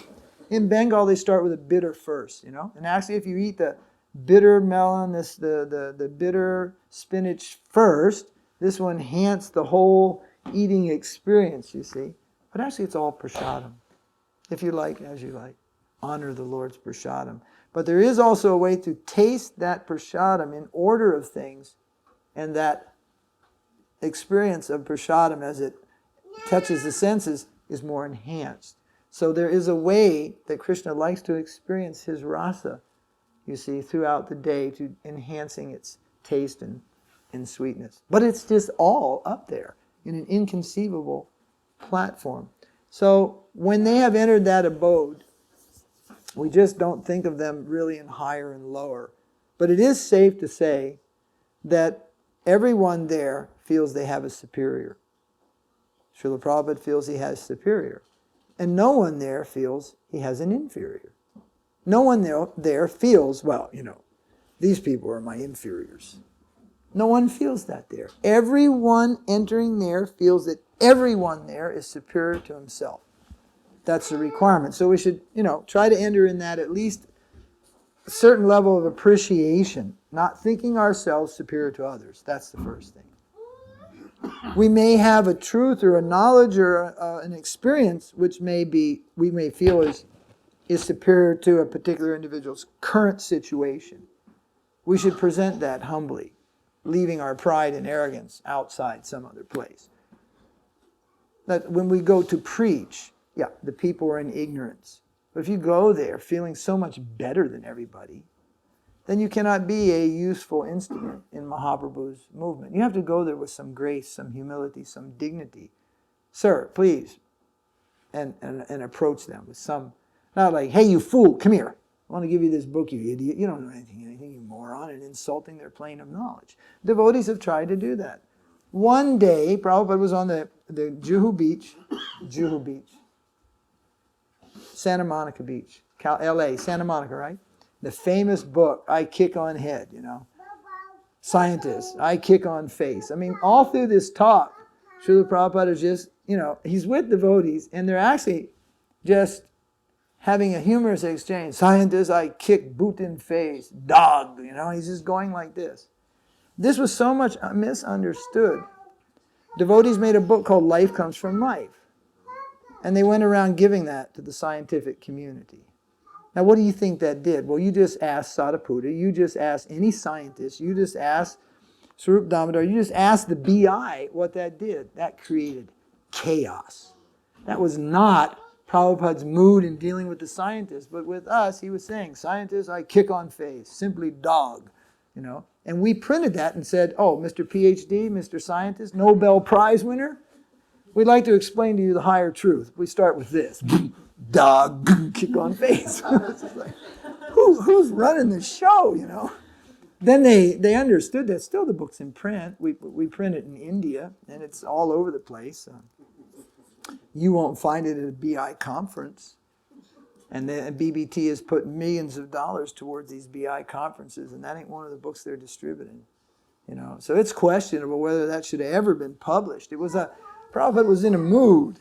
He was in a mood. As scientists will sometimes ridicule the theist, about their blind faith and just make jokes of us. Well, he was turning the table and doing the same thing to them. But then the devotees so enthusiastic, Prabhupada, get back to them. Prabhupada smashed the scientists. For us, he smashed them. For the scientists, that repulsed them. You see, and it was not a good preaching thing. You see, so what he says is absolute. We take it as absolute. But is everything just for everything? Everything is for everything. There's some placement. There is some order and placement of things. Yes? It said that love is exclusive, is by its very nature jealous. Yeah. But that's only on the material plane. No, in the spiritual world, there's a spiritual jealousy also. Radharani is intensely jealous. She is so jealous that sometimes when sitting with Radharani, it's here. It's here, right here. It's in Prabhupada's own words, which makes it even easier to understand. Again, I don't have all these things marked. The book's just full of it, full of these things. It's where he prays, Prem Vivarta Vichitra. This is the highest stage of love in Madhurya Ras. Prem Vivarta Vichitra. And I've read these descriptions in several places, so I might be making a little bit of a cross-reference in what I'm saying, but Śrīla Prabhupāda does explain this here. Sometimes Radha and Kṛṣṇa are sitting together, and something happens which creates an opposite emotion in their presence, and it creates an opposite, it's described as an opposite emotion, and there are many. I think the one Śrīla Prabhupāda explains is that Radha and Kṛṣṇa are together. A big bumblebee comes in. Bumblebee. And Radharani ducks the bumblebee and takes shelter of Kṛṣṇa and puts her arms around Krishna's neck. And the bee is right up on her face. So then, Śrīla Prabhupada says that the Shakis, they shoo off this bee. Then Lalita says, Madhu is gone. Madhu means the bee. So Lalita says to Radharani, the bee is gone.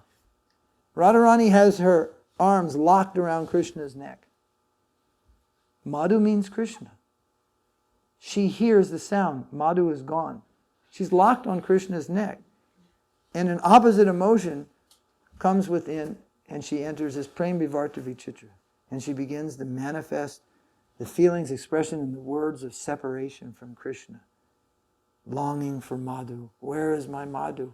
Then she has to be revived from this. And Kṛṣṇa is relishing, in separation from me, what she feels. But actually, it's not in separation. It's created like that.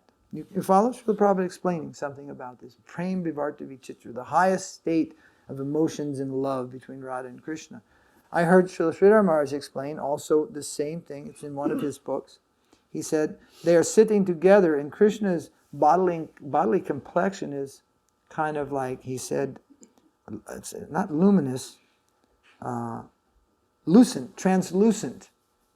He has a translucent figure, and Radharani's own image is perfectly reflected in the face of Kṛṣna. And Radharani sees her face when she looks into Kṛṣna off the side of his cheek, and she thinks, there is another gopi here. And she becomes intensely jealous. And she begins to rebuke that gopi with harsh words, begins to chastise. And Kṛṣna is relishing that. Oh, see the anger in Radharani created by jealousy in her love for me. And these are Madhurya pastimes, divine love. So there is jealousy, but it is not the jealousy of this world. There is anger. It is said that one day Radharani became angry and cursed Brindadevi to take birth in the world, to fall down to material existence. Some people try to use this as a reference that you can fall down from Goloka.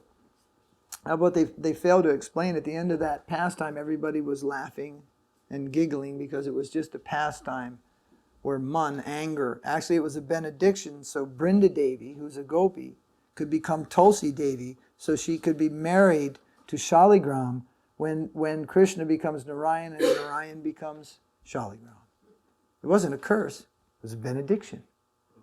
And she doesn't fall down. She's an expansion of Radharani. She can never fall down. Even if you could fall down, she couldn't fall down. You see? So, but if you just and focus on one part of it, it looks like there's anger there. No, there's a show of anger, but it's spiritual. There is no malice, hatred towards any other living entity. It is a show of anger, you see? Just like a parent, somebody says, I told you, put that down. You know, if you just focus that, you go, just see, the mother is very angry. Then, just after shouting that, turns to her friend, and what time did you say we were going to the feast? Was it anger? No. Anger is symptomized by, it doesn't leave you. When you enter anger, the chest heaves, the breath becomes unsteady, the palms perspire. It's like anger is a poisonous, evil thing. It actually kills us, you see. But then there's what's called, even in this world, a show of anger. But actually it's not really anger. That is anger that may be used in devotion. Mahaprabhu himself showed great anger on Jai and Vijay. Great anger. But that was a show of anger. He knows who are Jai and Vijay. Sorry, Jagai and Madai. He knows they are my gatekeepers, Jai and Vijay. He has actually only love for them.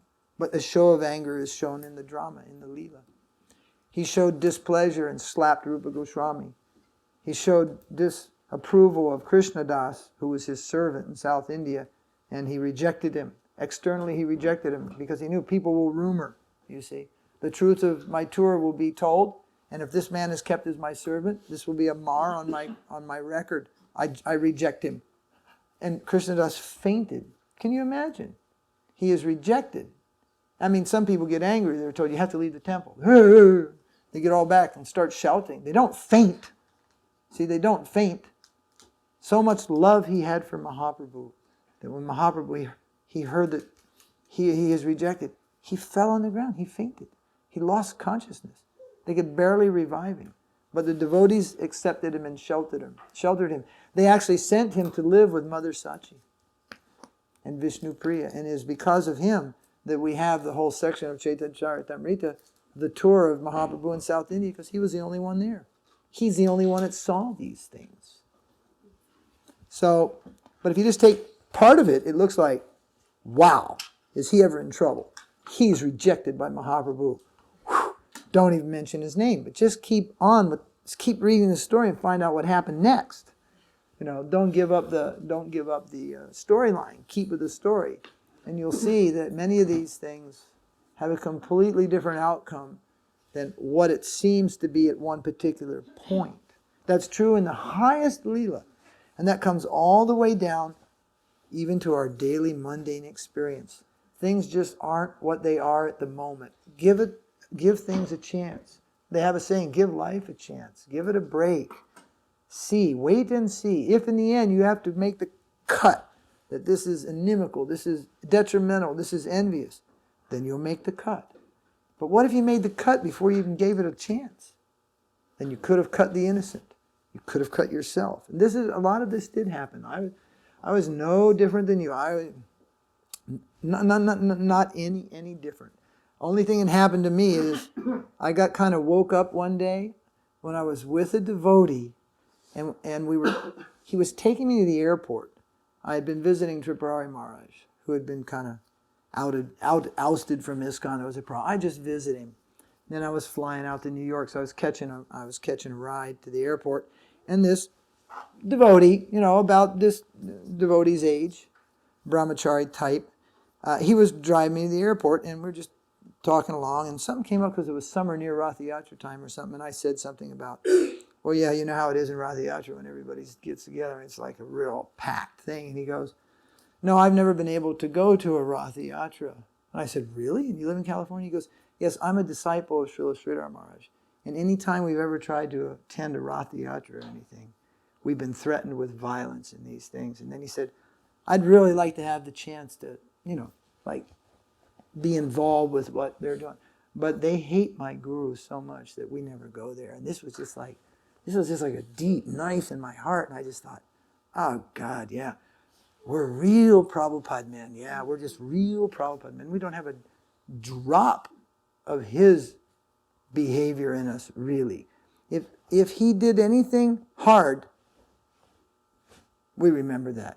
And what he did soft, can't seem to remember. And when we do remember it, we say, well, the reason he did that was because. We just sort of settle on the hard things. And I realized, I'm not a Prabhupada man. I'm not a Prabhupada man. I'm an imitation Prabhupada man. If I am a Prabhupada man, then how I can behave with these people in this way. I felt very bad that day about that. And then what I did, Prabhu, I never read any book of Śrīla Sridhar Maharaj. I never read it, didn't do it. I represented one thing. We are misrepresenting Prabhupada, and we are mistreating his godbrothers. They were all still living then, Śrīla Sridhar Maharaj and us. And we are mistreating their devotees, and we are a huge embarrassment to Śrīla Prabhupada. And I wrote a letter to the GBC via Tamal Kṛṣna Maharaj. That was read. It suggested that we should approach Śrīla Sridhar Maharaj and amend the situation and apologize. This was 1987. And in the end of the letter, I said, I hope that by speaking out on this topic, I'm not, like many before me, rejected and ousted from ISKCON. My letter was read, and it was accepted as my resignation. And I didn't know this, and I went to, where'd I go? I went to Hawaii. And Bhaktivinoda Swarup, does anybody know him from Italy? Bhaktivinoda Swarup. He was a sannyasi, he had troubles later, but I was very good friends with him, and I was staying in the temple. And the telephone rang, and he was in the shower, so I answered the phone. Haribol, glories to Prabhupada. So it was Trivikram Maharaj, and he said, Ananda Swarup there? I said, no, I recognize people's voices, very good. And we were very close, myself and Trivikram Maharaj. So I said, no, Maharaj, he's in the shower, He goes, who's this? I said, this is GAUDIYA Swami. He goes, what are you doing there? And I said, well, last I checked, it was Prabhupada's temple. Because I knew what was coming. I said, last I checked, it was Prabhupada's temple. And being his disciple, I thought I'd just kind of stop by. And he goes, well, you're not welcome there anymore. And I said, really? Well, I don't think that's the way Nanda Swarup thinks. And he goes, your letter was read to the GBC. And I said, really? They read it? He said, yeah, it was read before the whole GBC. And I said, well, what did they think? He said, they took it as your resignation. I said, well, that's peculiar, because the last paragraph is a specific mention that I hope, by just pointing to the fact that we've been a bunch of rascals all along, offending innocent people, and we ought to set this straight. I hope that by pointing this out, I'm not thrown out. He goes, that was never read. I said, really? That was never read? He goes, no. As far as it goes, you're not welcome. And from that day on, all the doors, except Ananda Swarup, he left with me. He packed it up and he left too at that time. Spent almost a year together in San Francisco. And all the doors closed everywhere. And people were called in to groups like this, and they were told, GAUDIYA Swami is the enemy of Śrīla Prabhupada. And people were like, say what? I mean, I was the dyed-in-the-wool Thursday Prabhupada night man, I could give the Prabhupada night and still can with videos, films, slides, stories. In fact, I can even outdo the regular Prabhupada night because I got the stories that you never heard.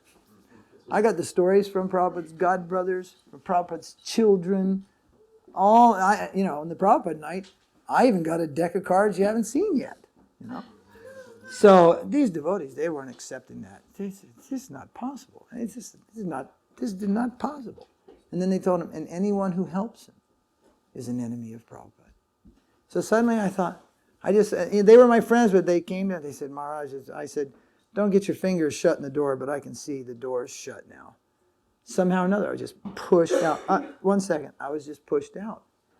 And I didn't feel any, I thought, and then as I turned my head, it was like, what's that glowing over there? There was something else out there. All of a sudden, I was out in the dark, where you're supposed to be eaten by big woolly tigers and vicious wolves. You're just supposed to fall off the end of the earth. The earth didn't end. There was a whole Vaishnava world out there. First, I stayed in the Prabhupada fruit shop in Jamaica, Queens. It was owned by some disciples of Śrīla Maharaja. And there was a big picture of Prabhupada, and it was Hardy Bol and Kirtan. And when I talked to Jayadvaita Maharaj on the phone a few days later, and he said, well, you still sound like a Prabhupada man. I said, well, Maharaj, I don't want to disappoint you. There's a lot of Prabhupada men out here as far as I can see. Well, I guess we'll just have to see later. So now it's 14 years later. And the letters that I get from Jayadvaita Maharaj would make you wonder, how in the heck did I ever end up on the outside? Well, that must have been Prabhupada's arrangement. There must have been, part of the roof was going to fall down. And he didn't want some of us to get directly hit in the head. There was something out there of value that in the end, when we brought it back, it was going to help after the fallout. And that seems to be what's happening. Because there are many people who read Śrīla Mahārāja's books, I mean, in a very intense way, and they are your all-star Prabhupada disciples and followers, and they have stuck with it. They work for improvement, they have a good record themselves, all these things. And over the years, and some of them at a point were diametrically opposed to me. And made sure that no one would have anything to do with me if I came anywhere around. So I never tried to come around and make a problem. Those same persons are insisting that I go around, that these books go around, and that all this mischief be cleared up. So it's like no credit to me, but it's like, who's running this show? There is a Kṛṣṇa, no, he is in charge, right?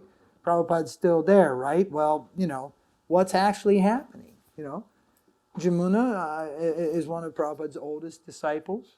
I think, without inflating this, you have an appreciation for Śrīla Puri Maharaj to some degree, having seen what he has written and said. Is that an exaggerated statement? No, deeply true. Does that diminish her love for Prabhupada? It's like a man loves his wife. That means no love for the children. You got 2 sons and a daughter, so okay, the daughter's out, I love my 2 sons, I don't love my daughter. Is love the narrow thing that can't be shared anywhere? There is a truth, it just can't go anywhere. You can't love the butcher. You just can't go there and grab the guy in his bloody smock and give him a big hug. And you're actually a devotee of Kṛṣṇa. It's like, yeah, well, I'll do that after you take off the smock and come to the Sunday feast for a few times, But actually, what does drive us to even shut down his slaughterhouse if we can, it is driven by love. If it is really driven spiritually, it is driven by love. So, but at a point, love hides itself completely. You can't love the demon. You can't love the demon. You have to come back from the demoniac, you see. But then you enter into your own clan. And respect is a form of love also. Okay, there's that heart, pounding love. But respect is also a type of love. It is a formal respect.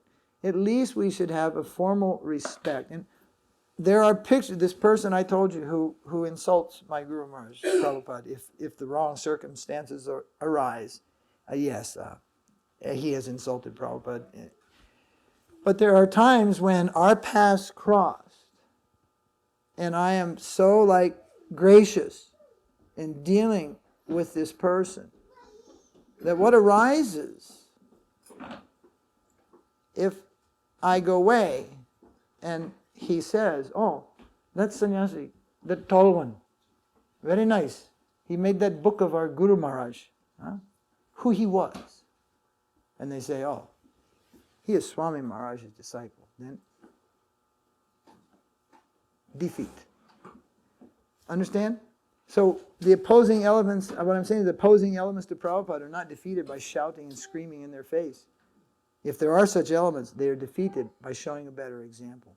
Act in such a way that he's charmed, they are charmed by you, and then they have to admit. You see, it comes like that. Okay, maybe they will never admit, but anyway, that's the way. If you come to your grandfather, do you get in his face that he's non-vegetarian or something? No, you deal with it in a certain way. You deal with it in a certain way. Well, you know, Granddad, you'd probably live an extra 10 years to give up that stuff, you know. Who are you eating tonight, Granddad? In a nice way as a grandchild, you approach the thing. You know, you just can't get in his face. Not possible. You could, but what is the result? Your other relatives will think, what do you people are? You know, you don't even know how to respect your grandparents or something like that. You know. So in spiritual circles, yeah, maybe some of our uncles don't love Prabhupada. But if we get back in their face, two rights don't make a wrong. Two rights don't make a wrong? Sorry, scratch that from the film. Two did it again. Two wrongs don't make a right. Yes, it's wrong for him to say that and feel that. You know, it's wrong. And it's wrong for me to come back in his face. But I have seen also where a accepted disciple of Śrīla Bhaktisiddhānta in a group of other disciples of Bhaktisiddhānta criticized one of his own godbrothers. You follow? Everybody there is a disciple of Śrīla Bhaktisiddhānta. Then there are some other devotees standing around. They are disciples of different disciples of Bhaktisiddhānta. You follow? And one of those disciples criticized Śrīla Maharaj in the presence of Śrīla Puri Maharaj, Bhakti Pramod Puri Maharaj. And standing behind Śrīla Puri Maharaj was a disciple of Śrīla Maharaj. And he was giving massage to Śrīla Puri Maharaj. So, you know, the family gets really pluralistic over there at the time. Uncles and the whole thing is going on. And this one person, this one elderly person, criticized Śrīla Maharaj. And at that time, the disciple of Śrīla Maharaj did not choose to stand silent. He stood forward and he told, you cannot say that of my Guru Maharaj. And he defeated him. He argued briefly with him. And Śrīla Puri Maharaj sat there and did not interrupt. Because he did also not agree with what his godbrother had said about Śrīla Maharaj. And a disciple of Śrīla Maharaj chastised him for that. So there is etiquette, but if you encounter the offense to your guru, you are not shackled by the ball and chain of etiquette. But you might choose to, okay, just leave it. Let it go. Let it wash under the bridge. What to do? It's sad that he thinks that way. Or you may say, like I was with someone once, and we're in a car. Suddenly, we're getting in cars to go somewhere. And I'm in a car with one of the oldest disciples of Śrīla Bhaktisiddhānta on the planet. And I'm with three of my godbrothers, and we're with two of his servants. I mean, we're like packed in this car. And we're riding a distance of about 30 kilometers. So we're just kind of riding in, trying to give the older Maharaj the space. We're all scrunched up and just, you know, it's the way it is in India, you know. And one of my godbrothers, he's very, very talkative and everything, and he raises the he was talking about the preaching, and he told and something, and Prabhupada it was it was very difficult for Prabhupada in the beginning to establish movement in New York. And then this older person goes, who? And he goes, my Guru Maharaj, A.C. Bhaktivedanta Swami Prabhupada. Then he goes, he is not Prabhupada. He cannot be Prabhupada. How can be? How can be? 2 times he said, how can be? And I was like, oh, gee. Our Guru Maharaj is called Prabhupada. He goes, cannot be. How can be? How can be? And I was just like, I looked at him primarily. He's like, shut up. Just let it go, will you? This is going to no good. He's got 2 of his servants with him. I mean, we could thump him if that's what it came to, but it's like, this is going to go to no good, you know? You're not going to convince him at 92 years old, here in the next 5 minutes in this car. Just shut up, you know? Why did you why didn't you just say, my Guru Maharaj, Bhaktivedanta, struggle hard? He just rose this word Prabhupada. This isn't a street boy's title. This is our title for Guru, for Prabhupada. It's not like the banner that we have to push in everyone's face. There is a way to avoid trouble. Well, Paramadvaita Maharaj, he's a Prabhupada man, and he just put it out there. So then, no, he doesn't want to give it up. He wants to take it one step further. He relates to this Maharaja's sannyas guru and says, well, you know, our Guru Maharaj was a Shaktivesh avatar. Your Guru Maharaj, your sannyas guru, has declared that our guru is a Shaktivesh avatar. So he's trying to set the thing. If he's a Shaktivesh avatar, and your guru said it, then he's also a Prabhupada too, right? I mean, you can't say, you know, he's trying to build the case, you know. Then the old Maharaj goes, he cannot be Shaktivesh avatar. He was Grihasta. And at that point I was like, okay, I'm ready to just get out here and walk the rest of the way. But I was just like, will you just shut up? You know, this is going to go to no end. At that point, I heard it again. How can be? How can be? And my head turned, and I was going to come out of my little crab shell. How can be? Maharaj, you're asking me how can be 6 times now. I can tell how can be. And I just bit my tongue. It's going to go to no end. The disciples themselves are going to look at me like I'm coming down, like, you know, on a 90-year-old Vaishnava. You know, here you are, your big old 50-year-old, you know, Malecha Vaishnava chastising one of the oldest disciples. I just let it go, and I let it go. And for at least a month, it kept coming up. That's how can be, how can be. This was 3 years ago, and I've never written an article, but I have one planned, and I'm not going to mention anybody. I'm not going to say that someone insulted. I'm going to say some people wonder how our Guru Maharaj can be called Prabhupada, and I will take that to the level of understanding as deeply possible, as humanly, Vaishnavically possible, how he can be Prabhupada. It's his deepest level. What to speak of his preaching accomplishment level also.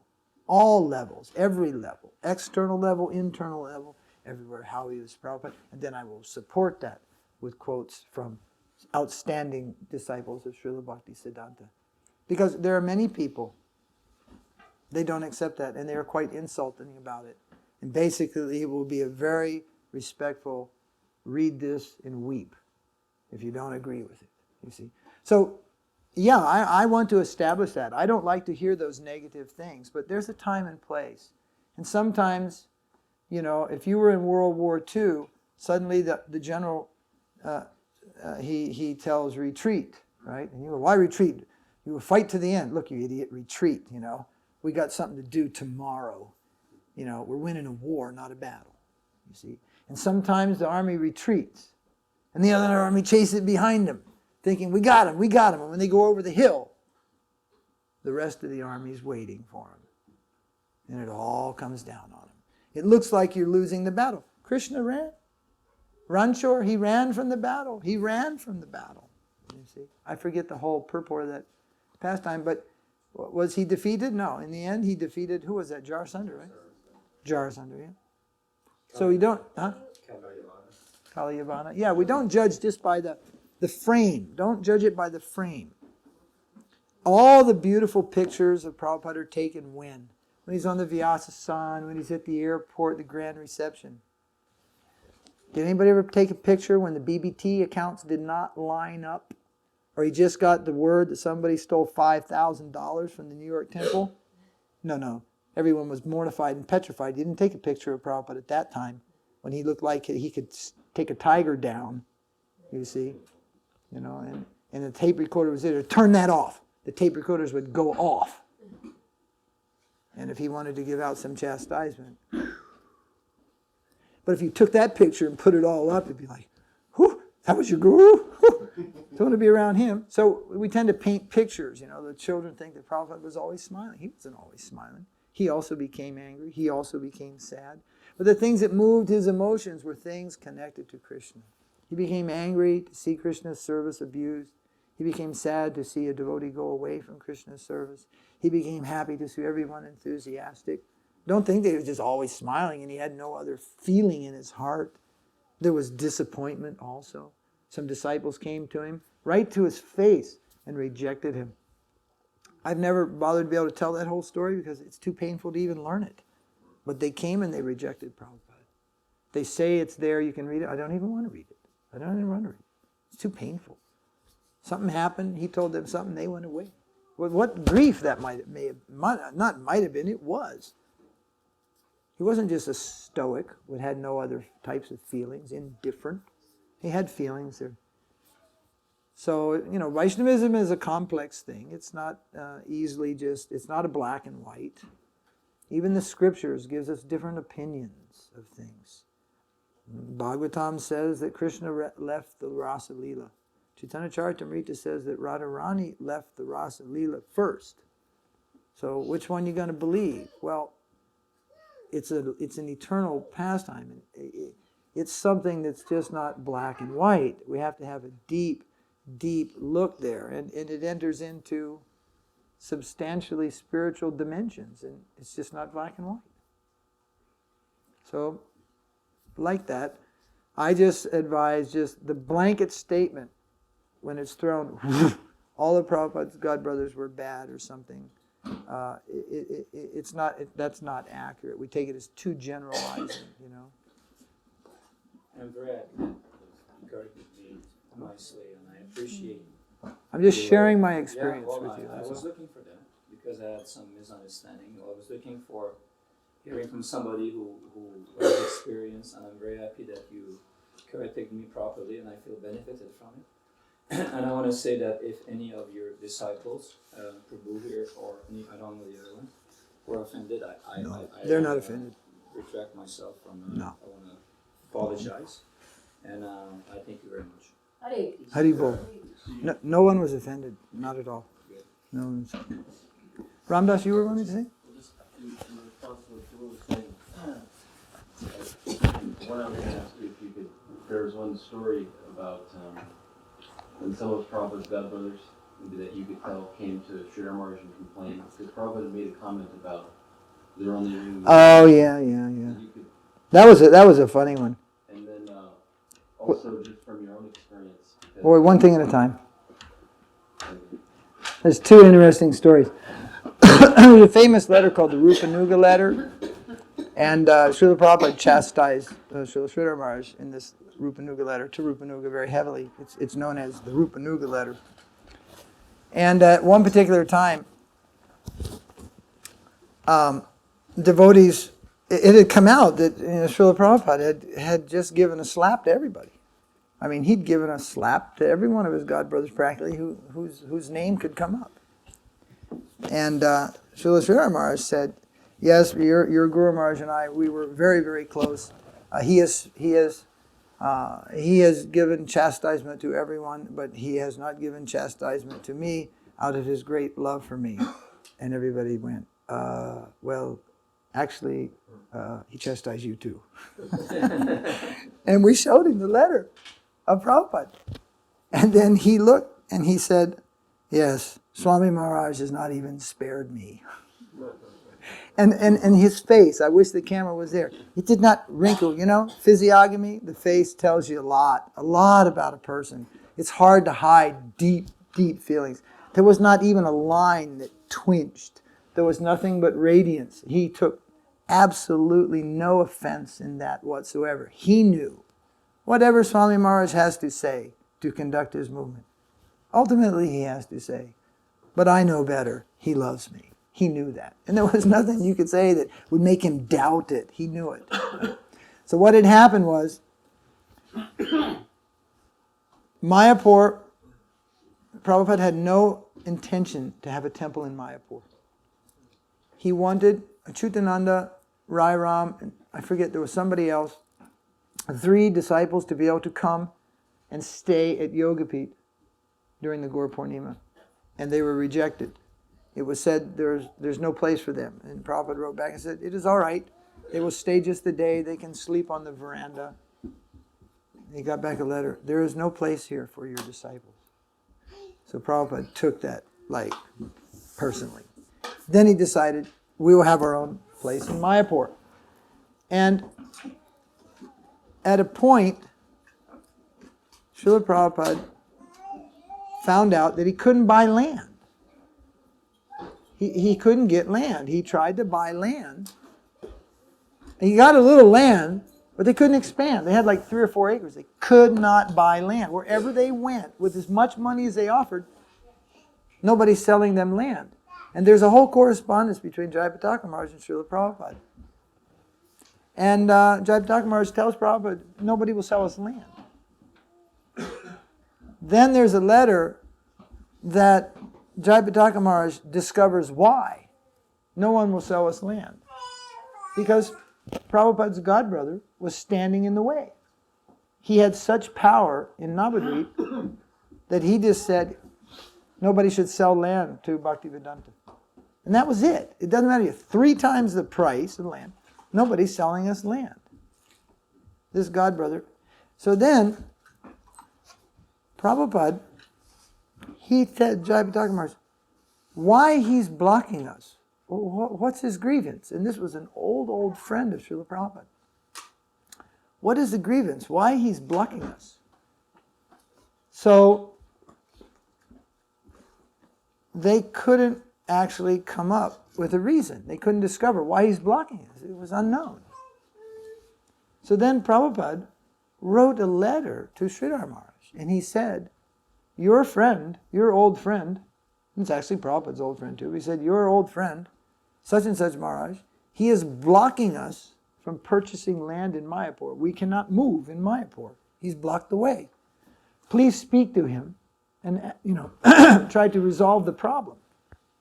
So in his own time, Madha Maharaj came to visit. Oops, I slipped out the word. Maharaj came to visit Śrīla Sridhar Maharaj, and after some things, Maharaj said, Swami Maharaj is trying to buy land in Mayapur. Why you're blocking? Yes, we are blocking. Why you're blocking? And Swami Maharaj has said that he is preaching, everyone, we are simply ringing the bell. So Śrīla Prabhupada had said this, that I am preaching all over the world, they are simply ringing the bell. And Śrīla Sridhar Maharaj laughed. And he said, you see, the kirtan of Swami Maharaj is so great. If he gives us a bell to ring in his kirtan, we should take it as his blessing. And then Madha Maharaj lightened, you see, and went back to the original relationship that he has with Prabhupada. They preached together for over a decade before you were born almost. And then he told his men, yes, let them buy. If he kept his foot standing right there, we wouldn't have land in Mayapur unless we could go to 6 or 8 times the price. He had that power because he was a powerful preacher with thousands of disciples. But he took some upset about that and said, oh, ring the bell? Well, let me tell you how loud my bell rings. So that, to us, I just look at the whole thing as humorous, you see. I don't look at it like, oh, here's envy, and actually he was this, it was fine, good for him, he lightened up. No, I don't look at it like that. I just don't look at it like that. I try to see that was lasting. Now, neither one of them live in this world. Madha Maharaj left the world. And he was one of the great disciples of Śrīla Bhaktisiddhānta. He had opened many, many temples. He had thousands of devotees throughout India, particularly in Bengal and Assam. And he did wonderful preaching. And his disciples are preaching all over the world. They're preaching all over the world. They have hundreds and thousands of disciples. Their mission is all over. They come tour out through, I don't know if they came to Vancouver. Did Bhaktivinoda Maharaj come to Vancouver? Yeah. Very nice. He speaks very respectfully and very highly of our Guru Maharaj. And it's, like I say, it's a very pluralistic society. So Prabhupada and his godbrothers, who were once very, very close, they did quarrel at a time. This came to an end. They left this world one by one by one. Almost all of Prabhupada's intimate godbrothers, they're not in the world. You couldn't meet them now anyway. All that remains is a very small handful of very, very old disciples of Śrīla Bhaktisiddhānta who were either not intimate with our Guru Maharaj or unaware of him, or sometimes some complaint. But there is nobody left in that world who is close and intimate and who is also recognized as a senior disciple of Śrīla Bhaktisiddhānta. They are all gone from this world. And wherever they are in that world, they are in one happy family. It's not that ISKCON is in the spiritual world, and then, there's the GAUDIYA mutt, and they look out the window and they go, who's that? So that's ISKCON, There's no institution like that there. I once had an argument about why we shouldn't hear from anybody other than Śrīla Prabhupāda, and my argument was actually, at one point I even said, look, if Bhaktivinoda Ṭhākura lives across the street, we should just stay here with Prabhupada. It was a little outrageous. That would never happen. If Bhaktivinoda Ṭhākura was across the street, Prabhupada would take us over there to meet him.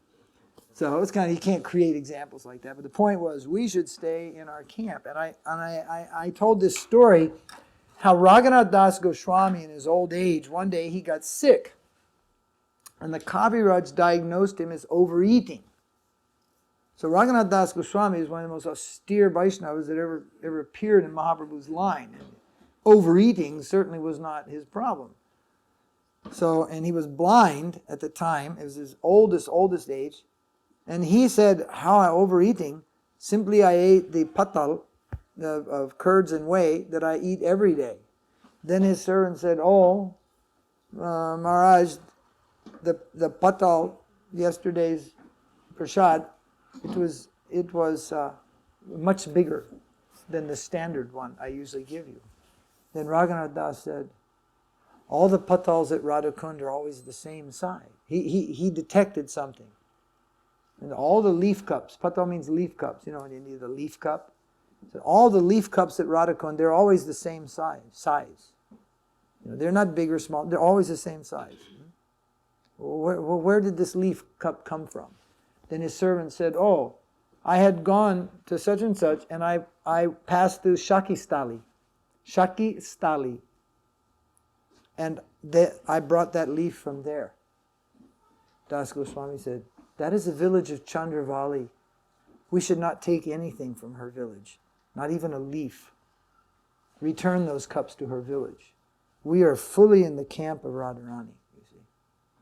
So then I used to use that as an example. There are different camps, but we should stay in our camp. Our camp is Prabhupada camp. So finally, I got to one very intimate godbrother, and we were having this discussion, and I explained my point. You follow my point? Das Goswami has sent the cup back. Stay in your camp. That was my point. Stay in your camp. And we're Prabhupada men. And then he said, yes, Śrīla Prabhupada and Śrīla Sridhar Maharaj, they are in the same camp. They are in the camp of Srimati Radharani. And I said, what? What did you say? He said, they are both in the camp of Srimati Radharani. So I had taken materialism into the picture and divided the camps into these buildings and names and institutions. But that's not the camp we're in. We're in a camp. Camp, it's called in India, we call it the camp. And Prabhupada is in that camp, Madhya Maharaj is in that camp, Śrīla Puri Maharaj is in that camp, Śrīla Sridhar Maharaj is in that camp, Keshav Maharaj is in that camp, Bhaktivinoda Ṭhākura is in that camp. That camp is not ISKCON, it is not GAUDIYA, it is not any of these things. It is a serving aptitude, serving mentality, is a quality of love of Kṛṣṇa. And that is their camp, their serving camp, their serving mood. And if anything from that line, ultimately, if it nourishes us, we may accept that. And we will not find it contrary to the order of our Guru.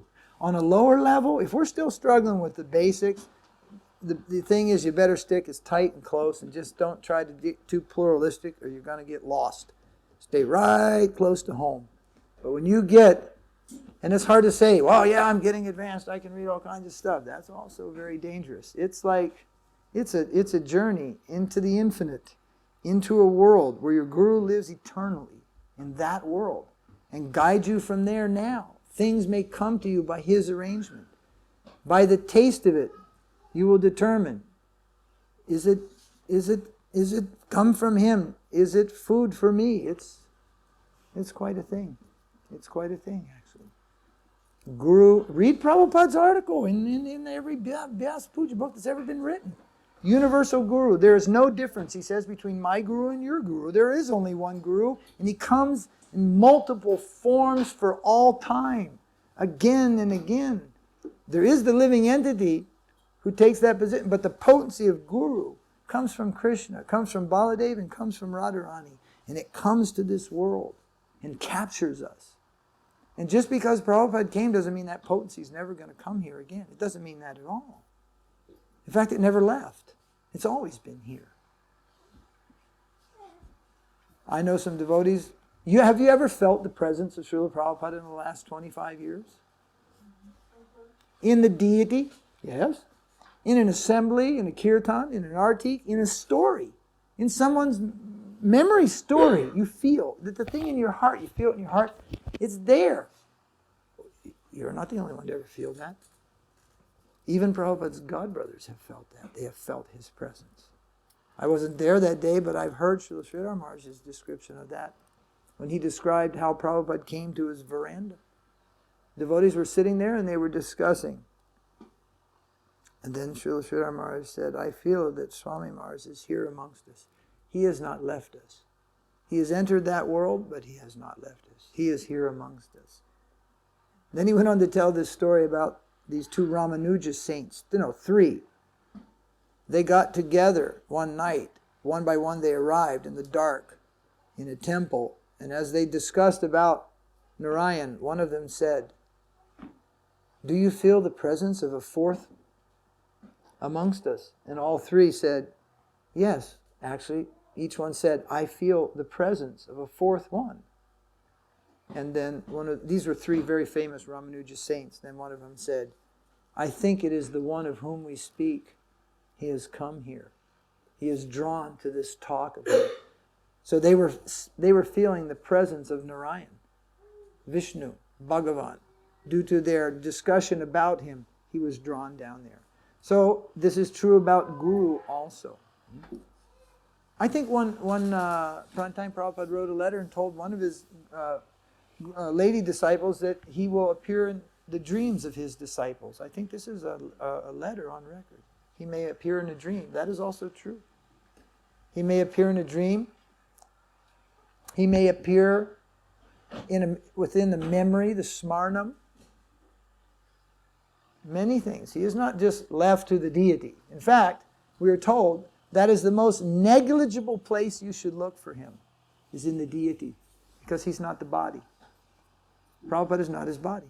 Never was, never will be. Well, he is there. It's funny. You preach, you're not the body, not the body. But when you're perfected, you are the body. The preaching is you're not the body, not the body, not the body. And when you're finally perfect, you are the body. But you ain't this body. You're a spiritual body. It's called Siddhaswarup, Nityaswarup. What's it called? Nityaswarup, Siddhaswarup, Siddhadeha. It is Siddhadeha. Śrīla Prabhupada only barely touches upon these things. And you know something? There is a defect. I call it a defect just to give attention to it. When you go to the highest matter available in Krishna consciousness, you do stop preaching, actually. You can't do two things at once. This one may even stop you from breathing. So, Sukadeva Goswami, in speaking the Bhagavatam, doesn't mention Radharani. He only gives a general description of Krishna's pastimes in Madhurya Ras. If he goes in there, he will enter a trance and become unconscious. Then what's Parikshit Maharaj supposed to do? It is said that the trance would have lasted not less than 6 months. It is mentioned by Jiva Goswami. So therefore, he does not mention Radharani to not enter that plane. If he enters that plane, then the other beneficial things he wants to give Parikshit, and there in the rest of 10th canto, 11th canto, and 12th canto, it will never be given. So he just avoids that. And I once was listening to Prabhupada, and he was describing something about Radha and Krishna, and it was like he was trying to get across thin ice.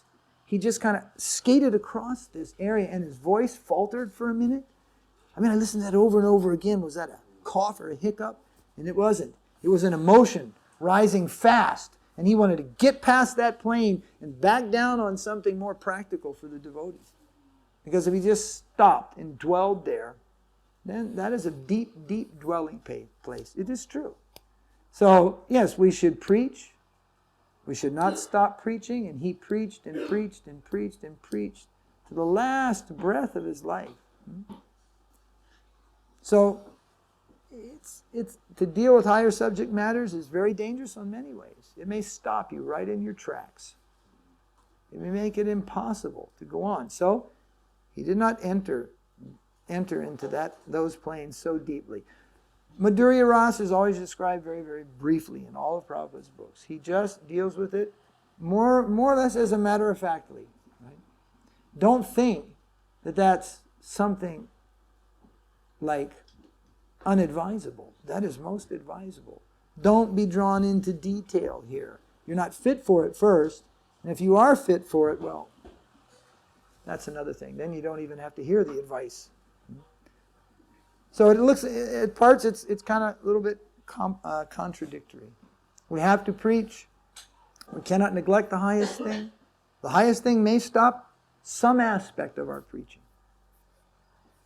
It is such a wonderful thing. It is so powerful.